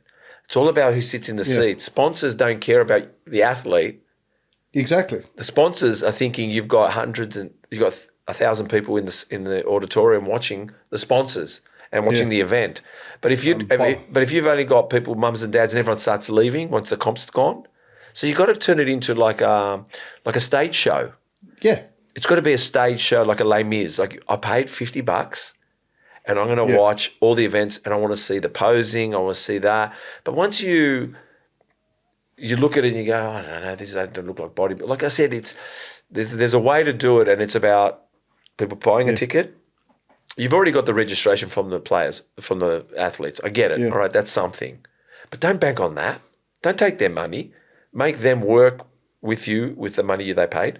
Your sponsors, make them pay a lot of money and get people to pay seats to go see not only the athlete, but go, oh, Macro Foods is sponsoring this event, or Alka-Power Water at NABA is sponsoring this event, or Nutrition Warehouse is sponsoring this event. Rule 1 was.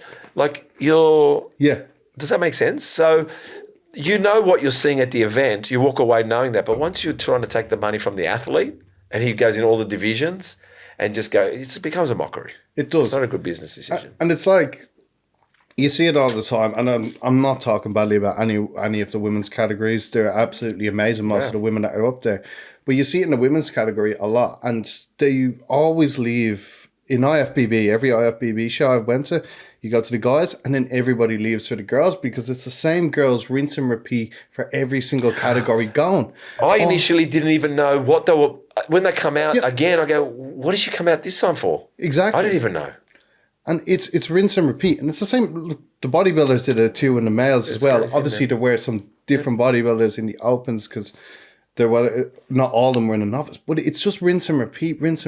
And you get sick of seeing it. You're like, oh, it's that guy again or that girl again. Yeah, I saw her. I go, okay, well, she won that division. And then, all right, girls, go at the back. You're coming out again for the next one. And you go like, what's this one? Like it just, and not only that, it's literally like God love them, you know. And the girls, you know, they're a part of this sport now, and they should be. But literally, 30 girls, 50 girls. I mean, man, I not so much. I mean, I can only handle not me personally. Yeah. We can only handle sitting in the seat so much. We want to get to the next round. We want to get to the next division. You keep if you're going to go opens done in 5 minutes. But men's physique, which is more entries, goes for the next 2 hours. Like you go, enough of the board shorts. Exactly. Or enough. Get rip the Band-Aid off. Get me out of here. But let me just enjoy the show quickly. I want out. Exactly. But it's just like, like it's not like you want to be there. I know. I mean, at the moment, I really like everyone looks amazing. The whole thing is amazing, and I'm starting to understand it. But like you said. Wasn't she out with the last division? wasn't she out here before? What does this mean? She was in the last 3 divisions. Yeah. So like you go like, and she's won them all. Yeah. She's won them. And like I said, I think the federations, I know they're running on KPIs, return on investment, but what they're doing is making money on registrations. Slow it down. But I got a question for you. Like, think about it this way: how can one woman win 3 different, like categories?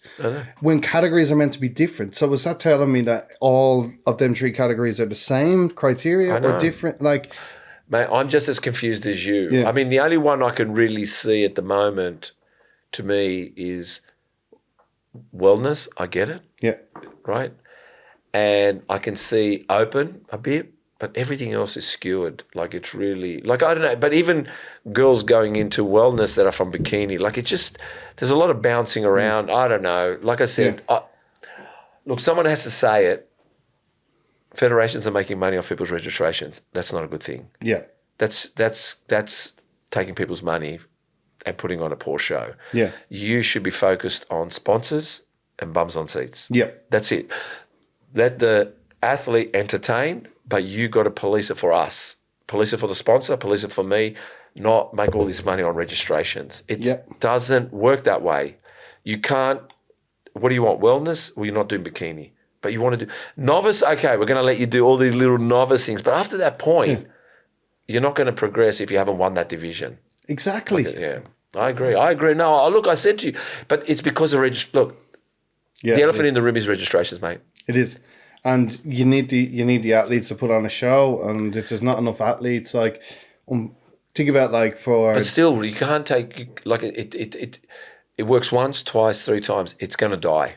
It will, but imagine 10 people show up, 10 athletes show up for a show, and that's it.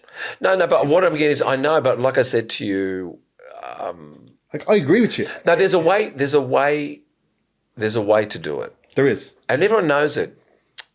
No one's that dumb. Like, listen, everyone knows they've paid $2,000 just to do a bodybuilding show for the day, and they spent all this money. Yeah. The athlete knows it. They're not dumb. And they'll fine-tune it later, so less money. But it's always the novices that pay so much money, and they keep focusing on the novices, focusing on the novices. Like you will probably pick your division. You'll probably end up thinking, look, I really want to, it seems like it's men's physique or it's classic or it's open. Wherever you're going, you're going to double down on it and make sure you own it. I mean, C-Bum didn't go and own men's physique, and he didn't go own open. Exactly. He retired and said, I'm going to give open a go. Yeah. And he could, because he could progress, but he stayed in his lane and he made it his. And it was probably, I think, like I said to you, once you know your lane, I don't mind if open only has 10 guys, but classic has 30. That's okay. And men's physique, it's okay. But not such crossovers and up and downs and like you'll wait to know, Marty's on. Oh, but Marty's on in a couple of hours, but you've paid your ticket, so you're going to go and enjoy, and then you find out, I didn't know they had that division. I didn't know. Yeah. But then you get confused. You go like, what's this one? What's this one here? What's this one here? And that's exactly it. And it's the confusion. There's no separation between it because it's as just rinse, repeat, and it's monotonous. I'm telling you, they can argue all they want. I want people to pay registration. That's if you're just making money on registration, it's because you're not focused on seats and the sponsors, and them two have to work together, and you've got to put on a spectacular, because then the entertainers turn up and the sponsors know you've got entertainers. Sorry, the sponsors know entertainers turn up, but also the crowd's sitting there watching the sponsorship from behind while they're training. Like it's just like I said to you, there's a lot to learn. Well, we're at the end of the podcast, mate. Oh, actually, you wrote here, you are living proof, because we're going to go over the body now. Yeah. You're living proof that no matter how dark the past, there's light ahead. 100%. There's always light at the end of that tunnel. And if I have something to say to people, it's don't give up. Life is fucking hard, but it can also be easy. So change your mindset and get up and go. You're not wrong. All right, let's go over the body, okay? Yeah. You ready? I'm going to give you a body part. I just want one exercise, sets and reps. Okay. Very simple. Traps. And if you don't train them, you don't train them. If you don't train them, you don't. Traps, Traps, don't train them. They're more secondary in any of the movements I do. Okay, that's fine. Now, delts, side delts. Side delts, I've actually started this new thing where it's a lying like crossover crucifix raise where you're lying on a bench and you move up and you obviously do a lateral raise, but absolutely phenomenal with the cable machine. Yeah? Yeah. Sets, reps. Sets, at the moment, because I'm still in my health phase, I'm only doing 2 sets and 8 to 12 reps in that area, hitting the failure point. What about front delts? Front delts, shoulder press machine, or some anterior raises. Sets and reps? Sets and reps. It's still the same. I'm currently in a deload at the moment. And deload's because I'm going through that health phase, as I was saying, and just making sure liver, everything's okay from the steroids. But sets and reps again, 2, and this is on the shoulder press machine, so 2 sets, 6 to 10 reps. 6 to 10. Rear delts? Rear delts, actually started doing a high row. So just elbow high row on the cable machine and just having that wide grip coming in like that. Sets and reps? Sets and reps is going to be 2 sets at the moment and 8 to 12. Back? Actual back. So hitting lats. I've started doing a lot of wide grip lat pull downs and a lot of neutral grip lat pull downs, and I'm meant to be doing 2 sets of that, but I have to hit 4. I have to get that back bigger. Yep. And then probably about 8 to 12. And the reason I have that rep range is it's always hit failure or near failure with each set I do. Okay. Chest? Chest, your usuals is going to be fly machine, bench press, incline press. Can't go wrong with Sets them. and reps? Sets and reps, hitting 2 to 3 sets depending on the day, and try to hit failure around 5 to 8. So I'm hitting a bit heavier on them because I enjoy them. I like the ego. That's all right. Bicep? Bicep, I'm not going to be the person to say bicep curl, a normal bicep curl. So I actually have a walkout kind of cable curl. Yep. So I do it as like a hammer curl from behind and come up this way. And to me, it feels great. And then normal preacher curl just for that end and hit that short head. Sets and reps? Sets and reps. Actually, I do more. I do 4 sets of these and try to hit that 10 to 15 area. Okay. Tricep? Tricep, have my overhead extensions, and I also do tricep push down at the moment. And it's the same 4 sets for each, and then that 8 to 12 rep. Okay. Do you train forearms? I do actually. Yeah, so I do both ways. So I'll have the cable coming out like that. Yep. And then I'll do it like that to hit both so pronated and supinated grips. Sets and reps? Sets and reps. I try to hit 2 to 3 sets. So I do these on my accessory days, and obviously we also got that one as well. Well, you got a girlfriend, you probably don't do it as much. I don't. They're getting Well, then weak. again, you do have a girlfriend, you probably do it a lot. They're getting weak now. So yeah, I'll probably hit about 3 sets and aim for that 10 to 15 range. Abs? Abs, don't train them Okay. at all. Quads? Quads, quite a few exercises, but my main thing that I love doing now is Smith machine squats. Yep. So with heel raised and go down as deep as I can and go slow all the way down and all the way up. Sets and reps? There's the reps. I'm trying 4 sets and 8 to 12, but I've been hitting failure at the moment around that 3 sets where I can't even walk anymore. Yeah, I hear you, man. Hammies? Hammies, hamstring curl, deadlifts, and the seated hamstring curl has been a new favorite now. Yeah, sets and reps? Sets and reps. Deadlifts, 3 sets, try to hit around 6 to 10 area, because I absolutely love deadlifts from powerlifting, and then I will do my seated hamstring curl, which would be 3 sets, 8 to 12. Okay, in that area. Glutes?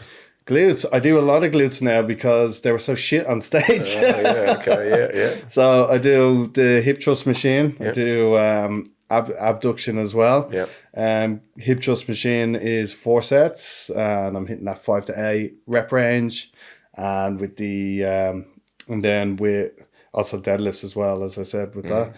And I actually forget the other one I said. You do abduction, abduction. So pushing outwards. So I'll try to hit that with 15 to 20 reps, only because I'm maxing out the machine, and unless I hit that rep range, I can't even feel it. Calves? calves a lot, single leg calf raises. So I like to use a leg press for that. So I can do single leg each side just because I'm so lazy and I don't want to load up the machine with like 400 kilos to actually train them. Yeah. But it's the same, five sets with that. And Okay. Tibialis, that's the front of your calf. yes, I have not done tibialis anterior raise in a long time. My old my old instructors would kill me, but I actually used to do it where you would do dorsiflexion. Yeah. And I would put a weight on it, and I'd do dorsiflexion just to train the front, so the tibialis anterior. Yeah. But yeah, I don't train it anymore. I should. That's all right. Not many do. Promote yourself. Where can we find you? So I'm on Instagram at Marty Fortune 145. I'll say it again because of my accent. Marty Fortune 145. Or you can look at Fortune Fitness as well. And my Fortune Fitness Instagram, I don't really use it as much, but my personal one, Marty Fortune, is the one that I'm on most of the time. And look, I want to thank you for this great opportunity. It's been good fun. Thank you so much. I really appreciate it. I got to say an Irish joke. No, I want to say thanks, brother. It's been absolutely awesome. Thank you. Thank you. Hey, guys. Another podcast done with another wonderful guest. They're all greats, no matter who they are. So, to continue what we're doing and to keep supporting you and bringing the very best, if you could subscribe, hit the notification bell, press like, it only helps us to grow this channel even further. We really appreciate the support, and to go and find more all around the world. Bring them here to Muscle Talks podcast and share real, raw, and honest conversation around a sport we love, bodybuilding. Thank you for watching this podcast. Thank you for watching all podcasts. So subscribe, hit the notification bell, like, and continue watching us here on YouTube or listening to us here on Spotify.